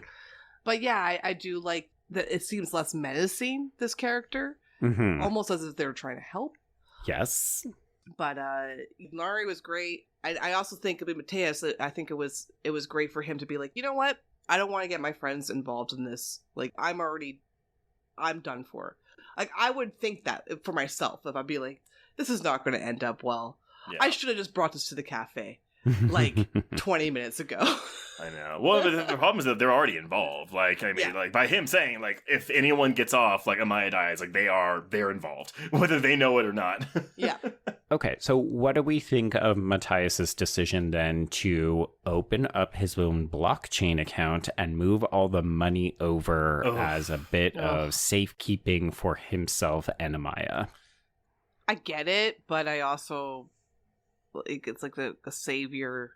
He's trying to be the hero, but I remember watching it with people in the audience, and everyone's like, "Ooh, don't do that." Well, okay, but here, and again, I think this is another one of those examples of people being like, "Oh, it's a really stupid decision." And I was like, "Yes, you're saying that because you're watching a horror movie. These people don't know yet that they're in a. Well, I mean, maybe Matias does a little bit, but like, it's just one of those things. Where it's like me personally." This is out of my league. Like, I'm not trying to do anything too risky. He makes that decision, and it's fine for me because I get to watch him make it. I don't have to do it. Yeah, because be like, he's basically in his head saying, like, I'm going to go to jail. Like, he's not just trying to save his girlfriend. He's actually trying to save the other girl, too. And that was probably the... Oh, my God. That's the stupid decision. I was like, girl. Like, no. Let that girl die. It's fine. As much as we'd all love to be the hero, because I do 100% think you're right, Serena, this is him playing the hero. It's the same reason he developed Papaya in the first place, right? He wants to be the person who fixes things, and he's going to do it. And... it is easy for us as an audience to look at this and say it's the stupid thing, because the reasonable thing to do would be like, I'm just going to throw this laptop out the window and we're done, right? Right? Okay, but wait. Here's the thing, though, and I don't know, everyone listening, if this changes your opinion on this, in one of the 4 endings, this saves both he and Amaya's lives. So, I mean, I think that's the weakest ending out of the 4, but I do wonder if this bad decision would have led to a happy outcome and not the one we have, if people would be less inclined to be angry about this decision, you know? Probably. Yeah.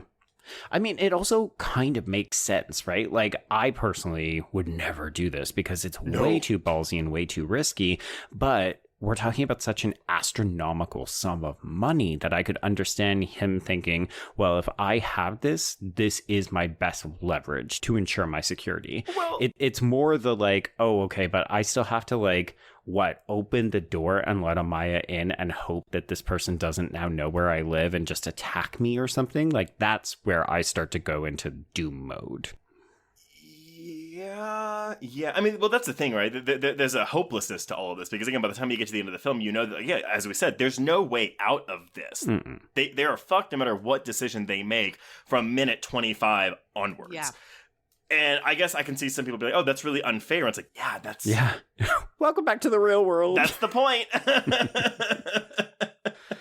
So we should note that we do sort of manage to get Amaya on the move, and part of the way that we do this is we do a callback to the relationship. So this is where we actually see Matias getting really vulnerable. He talks about why he was attracted to her in the first place.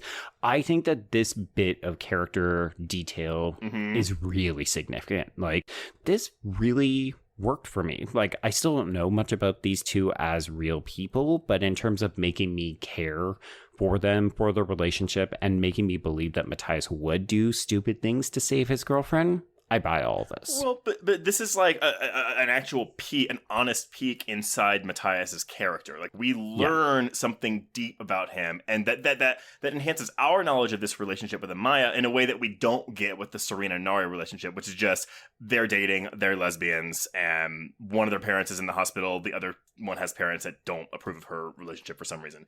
Like, but those are all surface level things. This moment with Matias is deep and true, and like it's also just very... Well, it's emotionally vulnerable. Yeah. Oh, vulnerable. Thank you. That's the word I was looking for. So Amaya is on the move, but we've got this $10 million that has shifted account. We've had to deal with the circle, so we've elevated the threat level to know that there are more people. And in the midst of all of this, Lex has stepped out to take a call from her mother, who we learned tangentially from the group is like, oh, okay, she's going to be gone for a little while. She never mutes herself. But when we do notice she's been gone for a while, we realize, why haven't we been hearing Mom yelling at her on the phone like we normally would? And then this is when the chat is invaded by, 20 different Charons, and they all have no video on. Nobody panics, which I thought was a little bit weird. Like, if somebody attacked my Zoom call, maybe just because I worked in a university, I was told, like, oh, this is how bad shit happens. But we do get a video that is on YouTube called Found Her. And when we play it, we get to see them basically tracking Lex's location through all of her social media, digital footprints, and so on. Well, because they basically show the group, this is how we found her. Yes. Yep, it's a tutorial video. And then this unfortunately ends with a passerby recording her death on the phone as she is pushed off the roof of a building. Which, this seems dangerous too, though, right? Because, yes, it looks like an invisible force pushing her, but it definitely looks like a human-shaped invisible force pushing her off this roof. And it's on YouTube. Mm-hmm. Yeah, it's interesting, right? Because we can very clearly see that somebody pushes her and they're dressed all in black, but I wonder if it's just because we have been trained to look for the figure in black from the Amaya Kelly Skype call. Because at the end of the film, it does become very clear that we plan to make it look like the entire group has died by suicide. Yeah. Yeah. Or cop by suicide. Or sorry, or suicide by cop. There we go. There you go. Got there in the end. Mm-hmm. Okay, so at this point, Matias is still telling everybody, hey, this is a horror game that I'm more or less beta testing with you. And it becomes a little harder to lie about that when we realize, I think Lex is actually dead. Yeah. If you're going to play games on the internet with your friends, you know them well, I would like to think, before the pandemic, you know? Mm-hmm. So I would think that you would know immediately if your friend is full of shit. Like, I'd be like Nari, too. I'd be like, this doesn't feel right at all. Yeah, this smells like bullshit. I think the closest we get is Damon cautiously agreeing to go along with it. Initially, he kind of seems like, I don't know that you have the technical how-to execute this. Like, we want to ask a lot of follow-up questions, which I do appreciate, because I think in a lesser film we would just have Matias say, oh, this is just a game, and everybody go, oh, you got us, you scoundrel, you scallywag. But here everybody's kind of like, so wait, why did you pick that Erica Dunn name then? Why did you do this other thing? Like, hey, that girl's actually still missing. This doesn't all check out.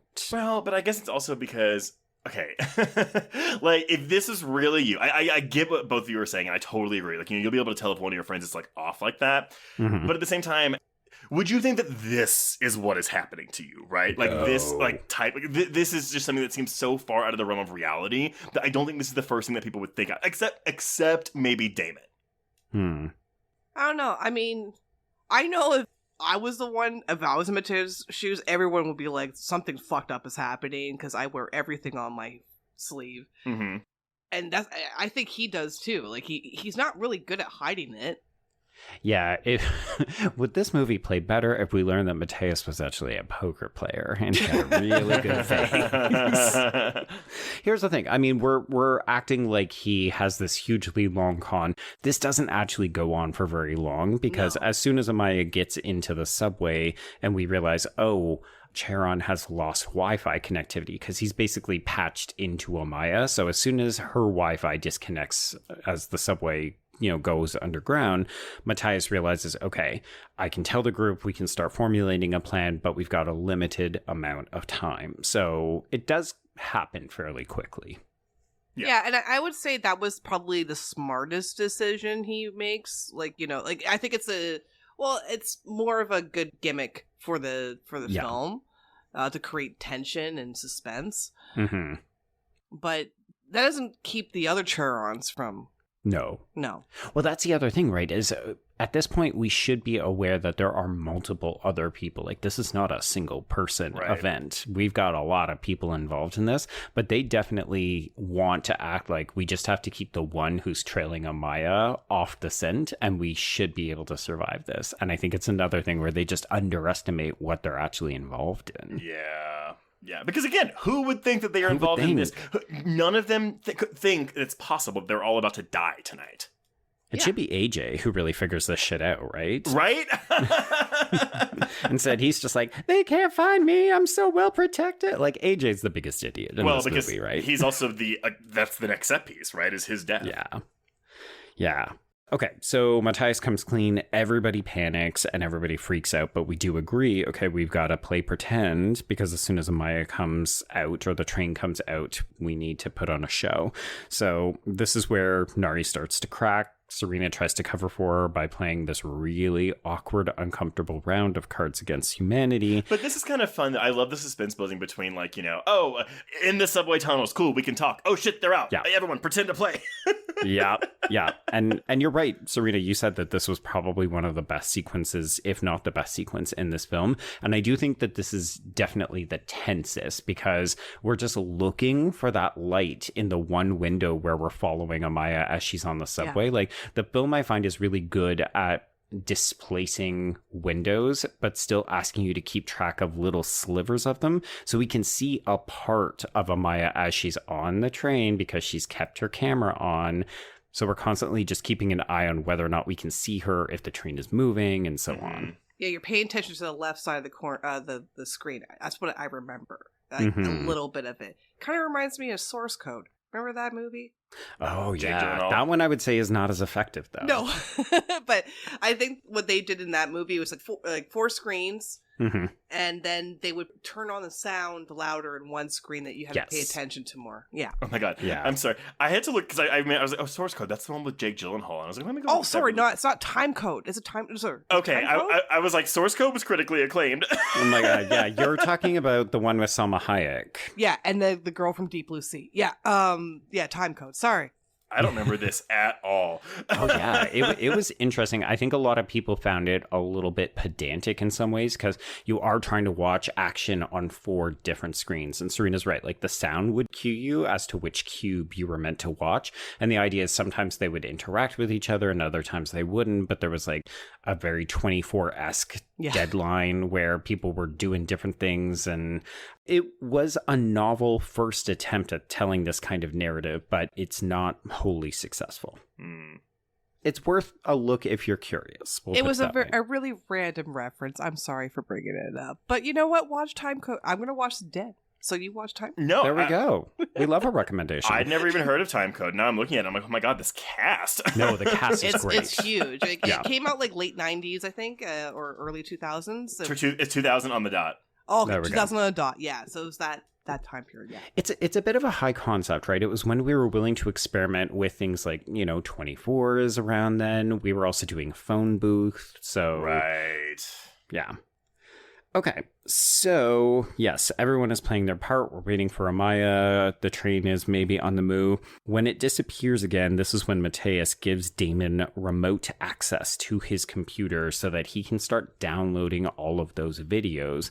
And we don't really get a lot of explanation, but everybody sort of has a part to play in the plan. So as soon as Amaya shows up, AJ and his mom are going to leave the house because they're not safe. We assume Damon is fine because he lives in the UK. And we're going to grab Amaya, and Nari's got a friend in the police force, so she's going to be totally fine. I do love this movie. Like, the police can't do shit. No. I'm actually surprised that the end of the film doesn't reveal that at least one of these people is a police officer. I think it's either a fireman or an EMT that we see, right? I thought it was a cop too, because one of them Is it a cop? Okay. He looks knowingly into the webcam at, I want to say, Damon's body, like in his room. Okay, but that would make a lot of sense. So you're probably both right. Yeah, but I mean, again, we're seeing this while, again, this is the end where a bunch of other things are happening on screen. Yeah. Okay, so Amaya writes that the subway has broken down. There is a throwaway line, I think it's from Matias, who says, could they have hacked the train? And it seems so utterly ridiculous, but we will learn that that is 100% what they have done. Yeah. So Nari is struggling to remain calm. We see her trying to, move around. She's out of frame for certain passages, so we're all pretty certain that she's either making a plan or calling the police or something like that. And then this is when we move to the AJ set piece. And this, I think, is my favorite part of this film, because it is just, it's so fucking mean. Well, it's mean, it's scary, but it's also, like, morbidly funny. It is kind of funny, yeah. Like Sophie's Choice? No. Them tricking the cops into killing AJ. Oh, yeah, sorry, the AJ, okay. Yeah, that is honestly best death. Yeah. I just, again, it's like I said at the beginning, you know, where it's like, okay, we know what's going to happen at a certain point. Like, once they download the gun sound effect. Yeah. And the way the cursor hovers around the play button while they're waiting for AJ to get into their position, like, it's so mean, it's teasy, I agree. This is the best executed sequence in the film. And they keep yelling at him, you know, AJ stayed down because he wants to go and check on his mom, and he thinks that by, you know, agreeing or acquiescing to the demands of the police that he's going to be fine. And of course, we all know that that doesn't actually help you. Because they kind of, because again, what they have done is they've cobbled together a supercut of audio clips of his conspiracy theory videos to call the cops and say, I'm going to blow up a mall. Yeah, exactly. But then they realize way too late that this took place 10 minutes ago. So like the cops are already like at his door ready to like arrest him. Then we get this gun sound. So he is just blown through the wall. Yeah. You're right, Trace. It is funny. It is deeply upsetting. It's very, very mean. And I think at this point, if you hadn't figured out, this is the point of like, oh, they're all going to get this. It's just a matter of how do we get rid of them. But it's also, this isn't the meanest the movie gets, because I would argue what happens with Serena is probably the meanest of the movie. Well, why don't we talk about that? Sure. I've been waiting to talk about it. So we should note that we have had some direct conversations with Charon, who is played by Brian Adrian. And, you know, he had the freak out when we moved the money around. He did actually unmask himself. Serena, as you said, it seemed like maybe he was going to be helpful or less of a villain, like maybe more of a slightly unwilling accomplice in all of this.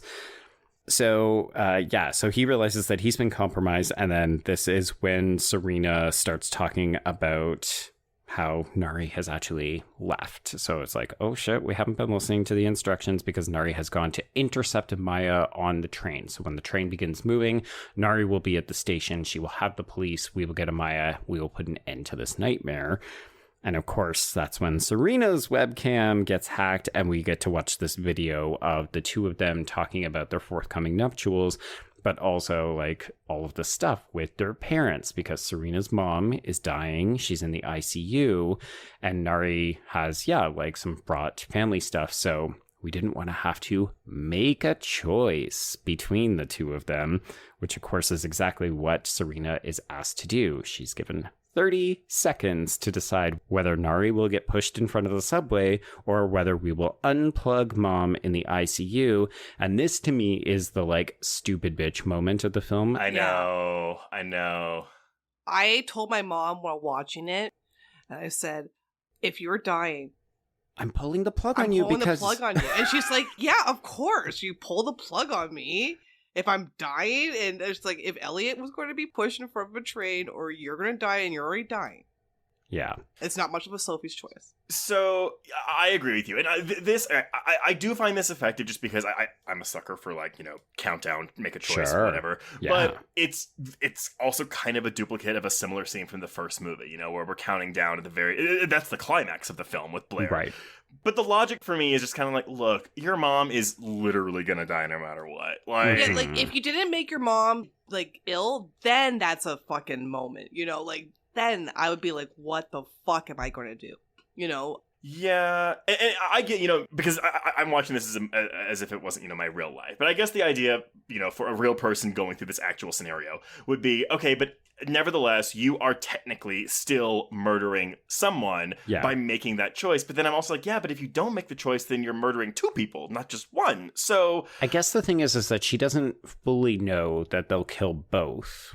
Right. We don't clarify the rules of the game. Well, she knows enough of the rules that someone's going to die. Like, how many people have died so far? 2 of her friends have died. Yeah. You should know by now, like, I get it. Like, I would like, you know, if she just said, you know what, they're going to kill us anyway, so don't put this choice on me. But here's the thing, y'all. And, like, yes, I agree with everything y'all are saying, but do you really think if she had chosen one, they wouldn't have just killed them all anyway? No, that's what I'm saying is they would have killed both. And we kind of get that impression anyway. Like Serena wasn't going to get out of this anyway. Because as soon as she doesn't make the choice, we kill both and both those screens go black. And then Serena is just immediately attacked. And then we disconnect. But it's very similar to the Kelly death sequence. So it's like, we were just waiting for her. Didn't matter which decision she made. Well, that's what I think makes part of this so scary, right? Is that these people are just fucking with them. Like, the outcome is predetermined. It's just about how we get there. Oh, they're going to kill Nari regardless because she's a part of the game. And she's also, like, she's closest to actually getting help. She at least does put up a fight, though. Like, she does struggle with her assailant. That was what's so disturbing about it.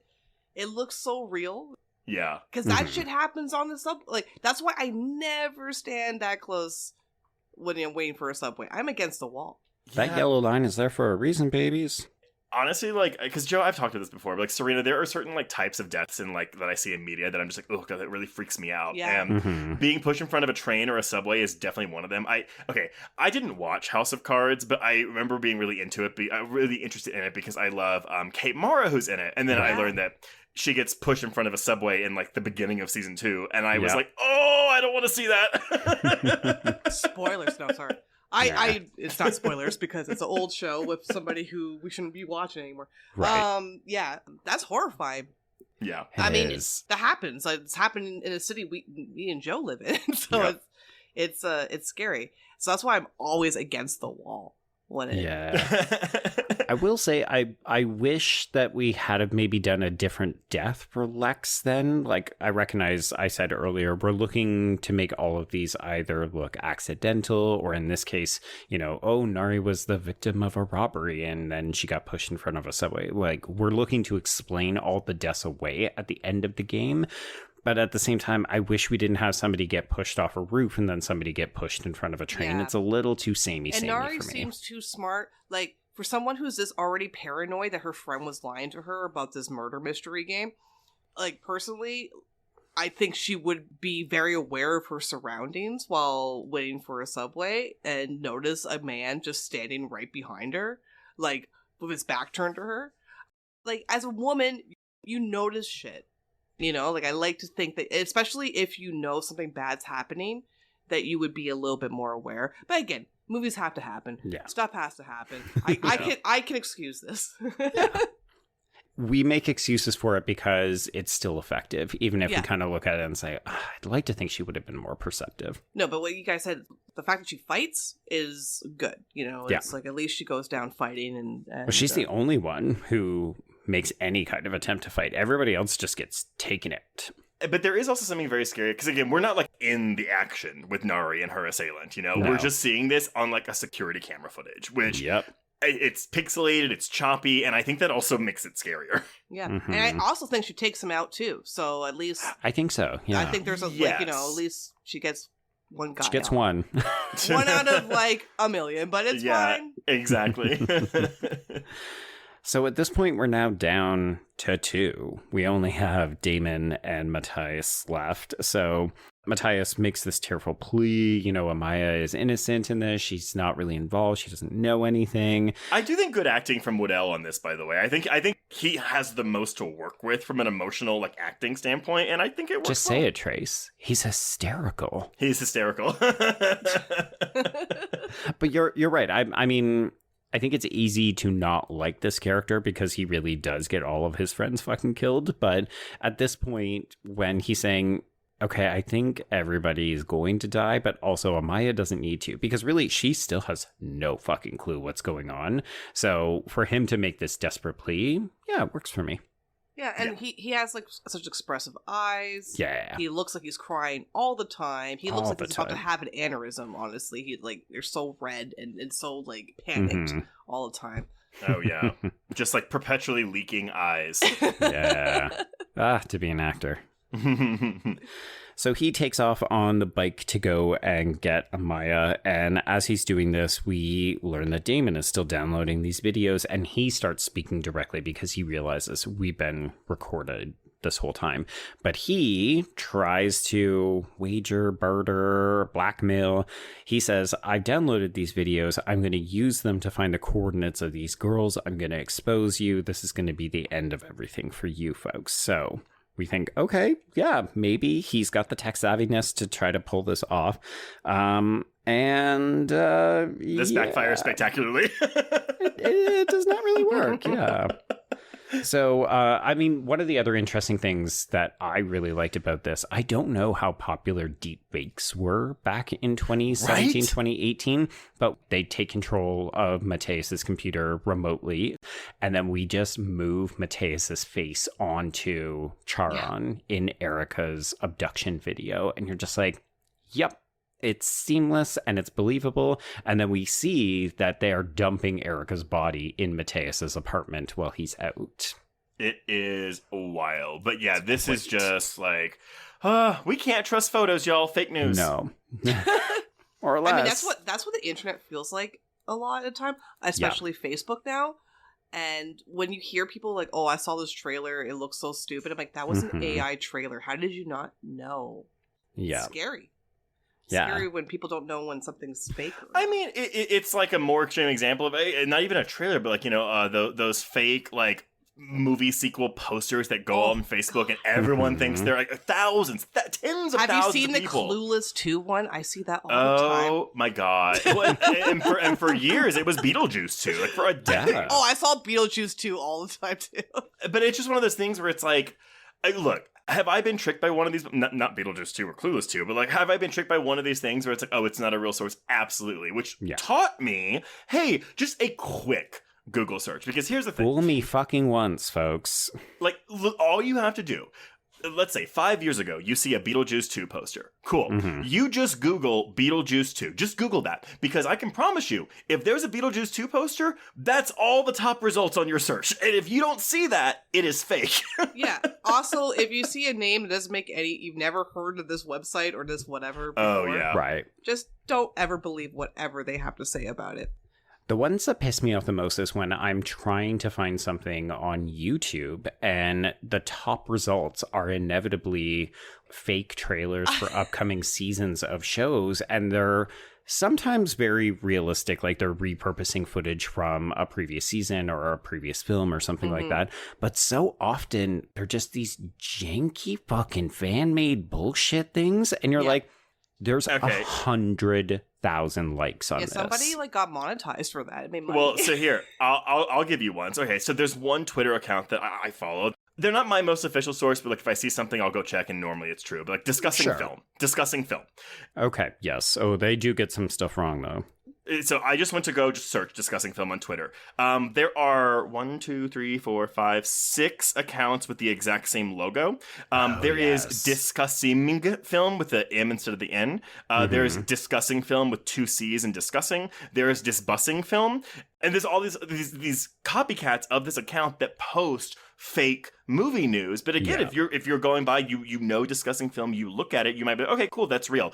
Yeah. You have to actually look at the goddamn handle to see if one letter is out of place. I've seen that too with Pop Crave, and there's a fake account that's called Poo Crave. Yep. And people get fooled all the time. Were they the ones that like put out that Justin Timberlake was on? Yes. The poppers and Molly. Yeah. And Prep. They detected Prep in his system.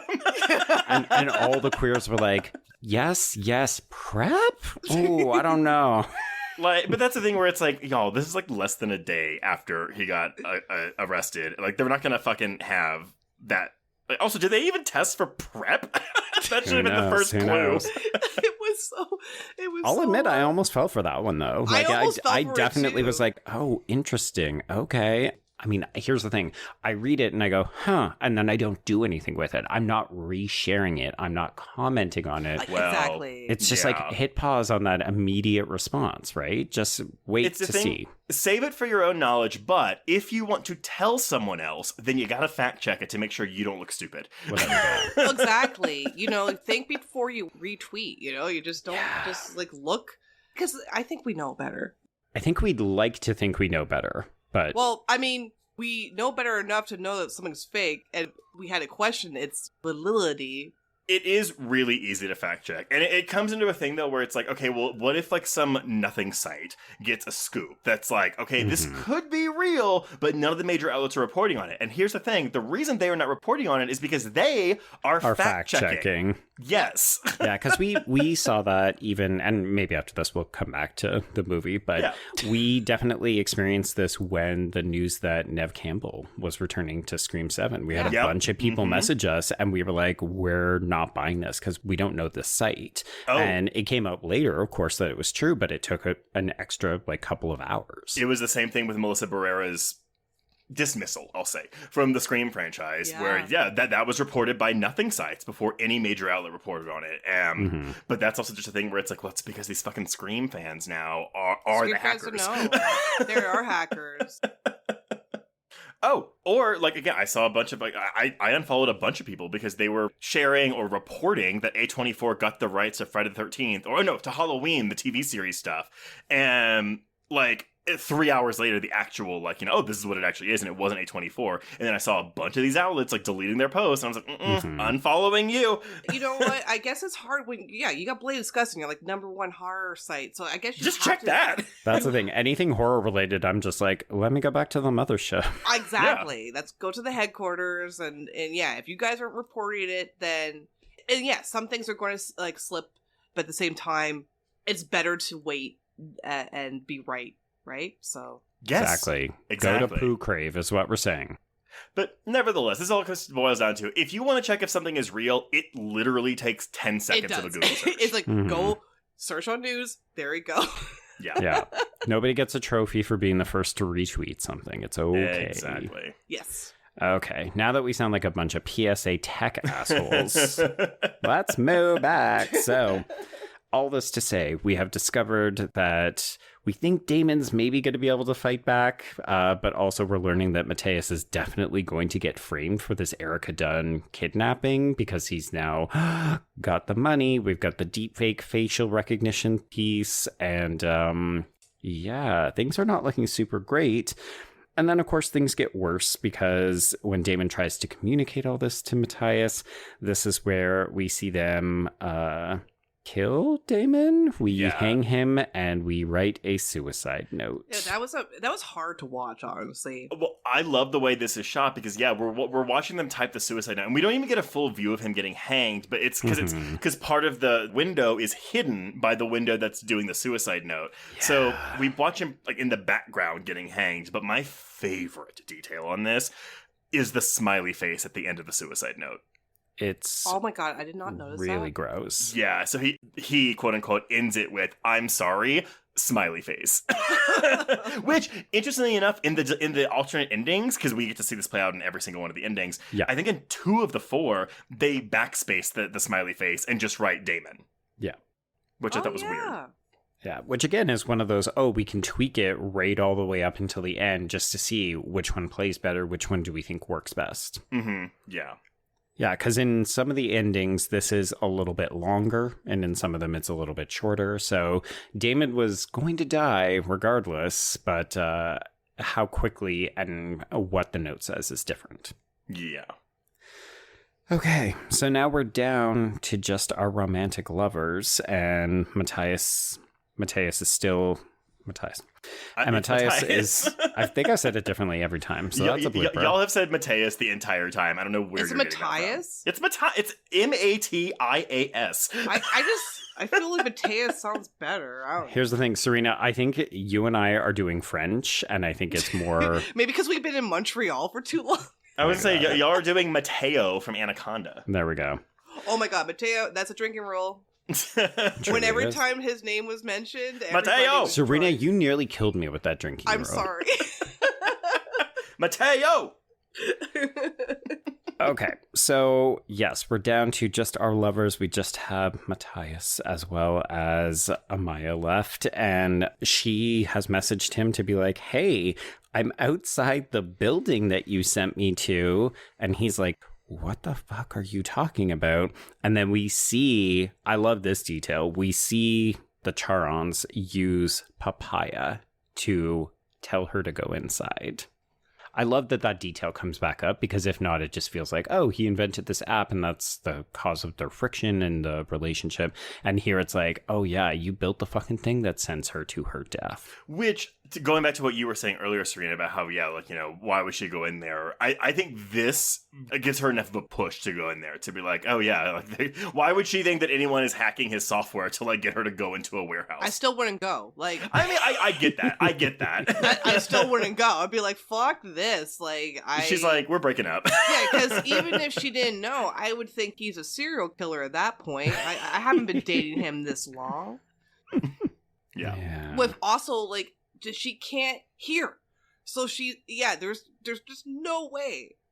It's just so unfortunate, right? Because the saddest thing about her death, because we assume that she's dead, we see her get attacked when she goes in, so that we can really just crank up the horribleness for Matias. But Matias! Oh, yes. I've committed to it. I think this was sad about this original ending is that she got it bad. Yeah. She's the one that people paid the money for on the river. So right. Yeah. But also, this is your thing, Trace, where the person who did wrong doesn't realize that they're getting their comeuppance, or from who. And in this case, it's the switch of that, where she just thinks she's literally been harassed by her boyfriend to come and visit him, and then he detoured her to this place, and she dies never knowing any of this. Yeah, and she's going to get the worst death, because I think how they described the guy who wanted to pay more was kind of describing her almost. Well, I think also she probably thinks also that Matias did this to her. Yeah. She may die thinking that's what happened. Right, because he told her to go inside. He brought her here. Yeah, exactly. Even though it wasn't him, it was, them. But still, yeah, absolutely. So the last thing, as far as she knows, Matias did this to her. Yeah. And you know what? Don't do that. I'm sorry, but I don't buy... When you see her in that room... That dark-ass room with no lights on. I remember in the theater, I was like, what? And I started laughing, because I was just like, there's no way someone would be like, yeah, I'm just in here. I mean, I 100% would. If Brian was like, yeah, meet me at this location, disregard the fact that it's dark, just go inside, I would be like, I would okay, absolutely never do that. I would just think it was my husband playing some weird horror sex game with me. I would think someone stole my partner's phone and is trying to sexually assault me. That's what that's a woman. We always have to. No, absolutely. Yeah. We are two men. Yeah, you're two dudes. You're just like, I get it, but whatever. A woman be like, absolutely fucking not. That's not happening. No. So, yeah. Okay, but this leads us into kind of we're nearly there. Yeah. 1 of 4. Yeah. So the interesting thing is that we kind of do a strangers here, right? Where Matias is like, why the fuck are you guys doing this? And they just replay this little clip of him from earlier in the evening where he says, it's game night. Yes. Super mean. Oh, yeah. I love, I love any movie that takes clips from different things and forms them into repurposes. Yeah. There's a movie, oh god, it's on the tip of my tongue, where some group, it's Live Free or Die Hard. Timothy Olyphant takes all these president speeches and uses it to make his terrorist speech. Oh yeah. All right. I haven't thought about that movie in forever. I like Die Hard 4. I think, even though it's PG-13, it's not great. It's fine. I haven't even really watched Die Hard 5. I don't even know. Don't watch that one. That's a bad movie. No. Yeah, that's a bad movie. Okay. My version would be Copycat, where we're again kind of doing deep fakes, but we're turning them into kind of gifable cards. Yeah, absolutely. Yep. The evolution of technology throughout the decades in movies. And used always for murder. Yeah. Okay, so because it is game night, let's end this with a bang. We open up voting to all of our Charons so that they can decide in 2 minutes whether Matias will live free or die hard. And of course, because people are shit and because these people are literally playing the game, they vote overwhelmingly no, and he gets smoked by a van. Well, but while this is happening, though, we see Erica Dunn crawl out of Matias' closet, and the piece of her skull falls off, which is really hard to watch. But I remember looking at this and saying, oh, what's up with her forehead? That must have been when they knocked her out and she's just got a big and then, oh God, it falls open. And I'm like, how is that possible? I mean, they just took her, they didn't touch her brain. They just opened up her skull a little bit. Yeah. But I mean, presumably she dies from this too, right? I mean, I just think about the infection. Like, yeah, your brain, maybe I'm wrong. Because, I mean, this is an actual medical procedure that is used to help, like, relieve pressure on the brain. So, sure. But they reseal it back up, I'm assuming. Yeah. I think she'd be just fine. She'd go to the hospital. She's got a happy life ahead of her. Yeah. Plug it in back and then don't faint. Like, that's how she... Yeah. Just put a tampon in there to stave off the bleeding for a little bit, and then you're fine. Just talking about But then, like, I mean, so we lose Matias in the van, but then, yeah, we have this, like, where we back out of the screen and we witness, oh, okay, there's a real person, like, kind of running all this as we see all the charms, which, again, very much the den. Well, okay, so you keep saying it. Yes, we fucking get it. Yeah. To me, this is also Escape Room and Hostel. Oh, I would see. Yeah, I can see. Yeah, especially this ending where we're betting. Like, if you look at the right hand side, we can see a bunch of different computer monitors, and there's different bets that are going on. So it's an odds board. Things like time to first kill, how long it takes Matias to get to the warehouse, how long. Yeah, like Hostel 2. That's like the one when they were really betting. Well, you see the bets, right? Well, okay. So I'm really sorry, Serena, because this is kind of like, I mean, it's not really a plot point, but it's kind of like the coda to the den, where it's like, we back out. We learn that this is one of many videos of someone's life, quote unquote, that before they die, that is being sold on the dark web. And we back out. It's this guy pulling out his credit card to buy the next video of this other girl. And then all of a sudden, we hear, Dad, and he turns around, sees his son, cut to black. Like, that's the end of the den. So this reminded me of that. And maybe I'm being unfair about my one-to-one comparisons with this, but it just reminded me of it. Yeah. Well, it's a gut punch. I mean, it's an effective ending because it makes you doubt your faith in humanity. Like, oh my God, people are betting. Oh my God, people are doing this and they have children. Oh my God, these are businessmen who went to fictitious, Eastern European country so that they could murder somebody. It just makes you think like rich people are different. They're just different. What links will you go to when you're bored and rich? Yeah. I mean, I kind of like this idea. Like is a strong word in this case, but I'm intrigued by this idea specifically for this film, where it's not just this network of people, but people who actually have to go and be actors in the drama, right? Like, we basically learned that the Charon that we were speaking to throughout the course of the film, like, that was his role in game night, was to unmask himself and to drive the conflict. And there's, like the police officer, there's the person who deposited Erica in the room and so on. Like, so some people are really tech savvy, but then some people are like, cool, I want to get my hands dirty doing this. Yeah, because when he was saying, like, I didn't kill Kelly, I just banged her like on the head, and which is a lie, though. Yeah, it's definitely totally a lie. Yeah, for sure. But like, you kind of buy it for a second, right? You're like, oh, and then you're like, no. Yeah. Okay, so let's talk about these alternative endings. So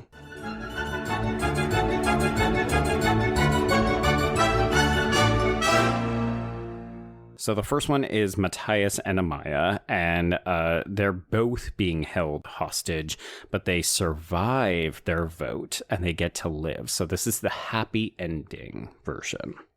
That version makes no goddamn sense. Yeah, it felt very, because I watched this today and I thought it was very rushed. So yeah, he's basically like, oh, my insurance still, and then they let them live, and that's the end of the movie, basically. But no, they still end with Erica opening her head and screaming.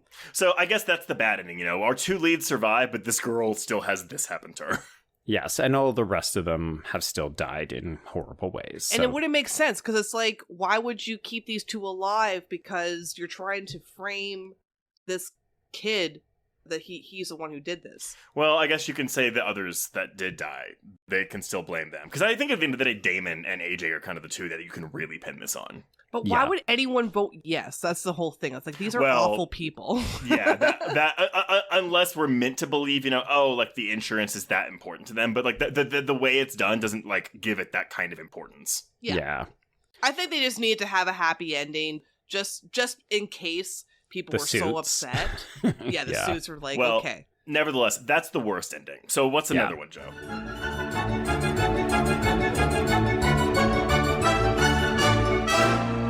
Okay, so second one is just Matias, and he is shown the location of the pin so that he can go and track down Amaya himself.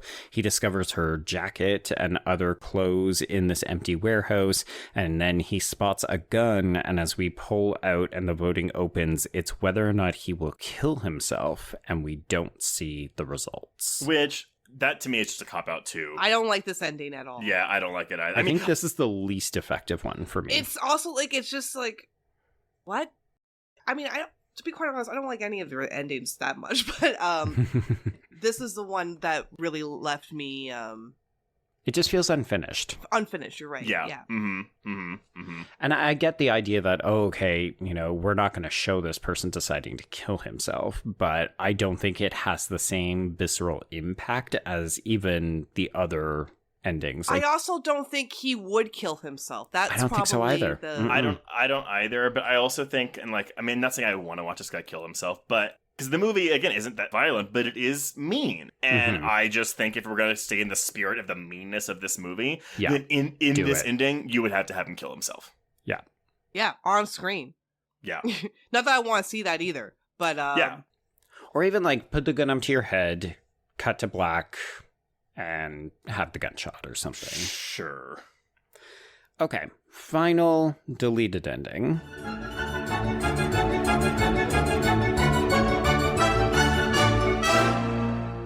Amaya. So we go through the whole rigmarole, but we do see Damon warning Matias that the circle knows he's headed to the park where they had their first kiss. So this one is much more clearly laid out. That's why we go to a park. And we see a video of Matias being knocked out over an open coffin. And then, we get the whole Damon death with Erica coming out of the closet as well. And then we go back and we see that Amaya has arrived. The ground has now been filled in, and we're doing a buried alive situation where Matias has his phone and he's trying to communicate to say, I'm right below you, I'm buried alive. And Amaya, of course, can't hear him, and they are intercepting and changing his text so that it just says, I wish I could sign better. I do like this one. I like this is my one. second favorite. This was, You like the original? I prefer the theatrical one that we have where he just gets hit by the van, because to me, it's kind of funny. As we said, there's a slight amusing humor to this, but also it's incredibly dark. And I do think it's he dies and we voted for it and we just had somebody ready to mow him down. When did the Buried movie come out? With Ryan Reynolds? that's early 2010s? Yeah. I think I was still working at Blockbuster when it... No, I want to say 2013 or something. No, it's 2010 on the dot. I was working at Blockbuster when this came out. Holy shit. Okay. I think I'm with you, Joe. I prefer the theatrical ending. However, I do think thematically and plot-wise, this is a more fitting ending for the characters. Yeah. I like this ending. I mean, I prefer the ending where he gets mowed down because it's very quick for him. But yeah, I agree, Trace. The tying it back to Papaya. Yes, and then tying it back to almost the first movie. It almost seems supernatural, that part, where it was just everything he typed was skewed to say something different, but it was just hacker shit. So yeah. The other interesting thing about this ending that I'm surprised they didn't ultimately go with it is that it does spare Amaya, presumably. So the person who was the least involved, who was the most innocent, gets to walk away. Yeah, because it almost makes the circle be like these avenging angels for this disabled woman.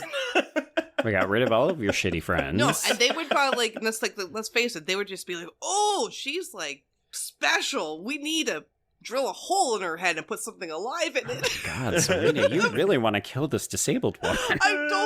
Don't put those words in my mouth. But that's what they would be like. So, I mean, I could envision a sequel. We would never make a direct sequel to this, but I could imagine, opening with the kill scene where they say, "Oh, you're our special participant to start the next round of game night." Because we do learn that this is the 14th game night, by the way. Right? Oh, I didn't. Oh, it's the 14th game night. Yeah. For the people at the end. Mm-hmm. Yeah, when we back out, like on the circle, it's like game night Roman numeral 14. Yeah. Oh God. So yeah, this is not the first time they have done this. Which again makes no sense why that one ending they would have allowed them both to live. No, we've done this 13 previous times. Presumably, we have not let anyone survive. It makes sense for Amaya because she has no idea what's going on. Exactly. Yeah. Yeah. Yeah. But I think that was just like what you guys said, studio interference. Just have one happy ending option at least. Yeah. But I could see this being the alternative one where it's like you go one night you get the van, one night you get the cemetery. Like, I was going to say, I'm like, do we know which one's play? Like, I know it's the one with the van, but what about... I'm not convinced that they ever did a different ending for the theatrical. I think it was like, just the van. Yeah, I think so too. Yeah.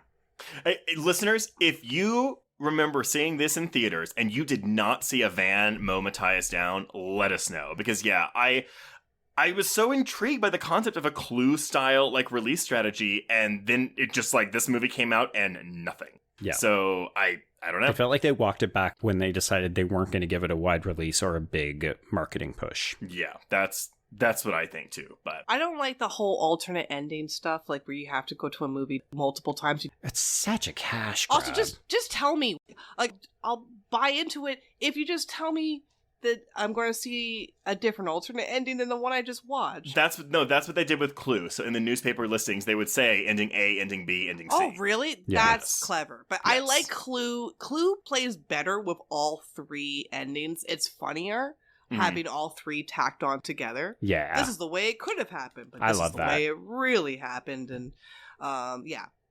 I mean, look, it's a way to make more money, and I respect that. It's fine. It's capitalism. But but I agree. I would be less bothered if they told me, okay, this theater gets this. This is the ending you will get. Don't say what happens, but it's ending A, B, C, or D, whatever. But yeah, I agree with you, Joe. I don't think that's what actually happened with this movie, but we'll see. We'll find out. We'll let the listeners tell us. Yeah, we'll find out by people. And and if anybody remembers Cybernatural and Jess's death falling on a search engine and dying. Honestly, I now want another Unfriended movie with more, like, all deaths being like that. Yeah. like they all get sucked into the computer for their death scene, but it's like a different corner of the internet that's killing them. So, you know, sure, search engine, she falls to her death, whatever, but like what's another good, like, internet type death, you know? What is a good internet? Listeners, let us know. Again, more challenges, yeah. All right, everyone. Well, that is Unfriended Dark Web. And before we announce what we're covering next week, Serena, thank you so much for coming to talk to us about this movie. Thanks, guys, for having me. I'm sorry I kept wanting to go right to the ending like 2 hours ago, but that's fine. I'm sorry. You wanted to get to the good stuff. No, you're good. But let everyone know, where can they find you on social media? Yeah, you can find me on Twitter, Switney1984. I think the same thing for Instagram. You can find me at Review Cinema in Toronto. There we go. So yeah, I cover those social media accounts as well. So. And Movies in Chaos, how often do you churn out episodes for that? Yeah, we release every 2 weeks on Thursdays. All right. Well, if you want to get in touch with us, you can reach us on Twitter and Instagram at HorrorQueers. Shoot us an email at horrorqueers@gmail.com. Find us on Letterboxd to keep track of all the films we've covered. If you want to chat with other listeners, please join our Facebook HorrorQueers group. If you have a moment, please rate and review us on Apple Podcasts or Spotify. And if you want even more content, please support the show by becoming a patron at patreon.com/horrorqueers. If you subscribe today, you will get 322 hours of Patreon content, including this month's new episodes on Hannibal Season 1, Episode 8, Strange Darling, Trap, Alien Romulus, and to tie in with that last one, we've got a brand new audio commentary on James Cameron's Aliens, and we've got a special bonus episode on Sleepaway Camp 3 Teenage Wasteland for all patrons this month, so you can listen to that for just $1. There we go. 35th anniversary. 35th anniversary. But Joe... Mm-hmm. Oh boy, what are we talking about next week? I feel like we need to dive back into the past, Trace, and we made a promise a couple years ago during our Summer of Camp series that we would check out the other sexy Udo Kier title. So don't call it Andy Warhol, folks. We're going to be checking out Blood for Dracula. And I would recommend maybe do a refresher. Go listen or re-listen to our episode on Flesh for Frankenstein, because I have an inkling that the production of both of these films will be very, very similar. There we go. And Trace, correct me if I'm wrong, is there a content warning for sexual assault in this one? Definitely a content warning for sexual assault. I want to say more, but I don't want to spoil the surprise, but definitely... There's a surprise sexual assault? Well, the sexual assault isn't the surprise. It's more so how the film handles the sexual assaulter in the film. Okay. Yeah. Obviously, if you're curious about that, go read the Wikipedia plot. But yes, content warning for sexual assault and Blood for Dracula. Yeah. Don't we love a 70s film? Absolutely. But until next time, we can cross out Unfriended Dark Web. Indeed. And cross out horror queers.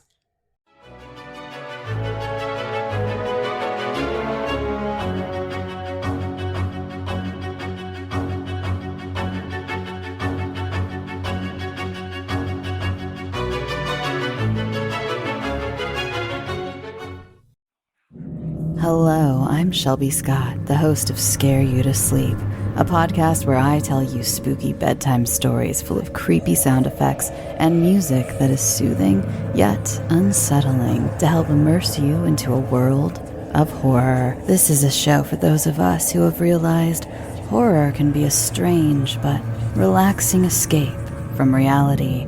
Speaking of escapes, sometimes I lead you through guided nightmares, like a guided meditation, but instead of flowery meadows, I take you on a journey through your own personal nightmare. So come get lost in the terror with me. Listen to Scare You to Sleep wherever you listen to podcasts, or find us online at bloody.fm. Sweet screams. Welcome to the All 80s Movies Podcast. I'm Bill. And I'm Jason. And this is the podcast where we talk about the blockbusters, the flops, and everything in between from one of the freshest decades for movies, the 1980s. So whether you're a brain, a jock, a valley girl, or a Jedi, we've got some 80s classics for you. Do these movies stand the test of time? Are we discovering something new? Is there an 80s movie we are finally watching for the first time? Join us each week as we dive into the cinematic nostalgia that inspired and influenced a generation. From the hits to the cult classics, we'll discuss our earliest memories, favorite scenes, fun facts, and our not-so-favorite movie moments too. You can find the All 80s Movies Podcast wherever you listen to your podcasts. Please follow, and happy listening.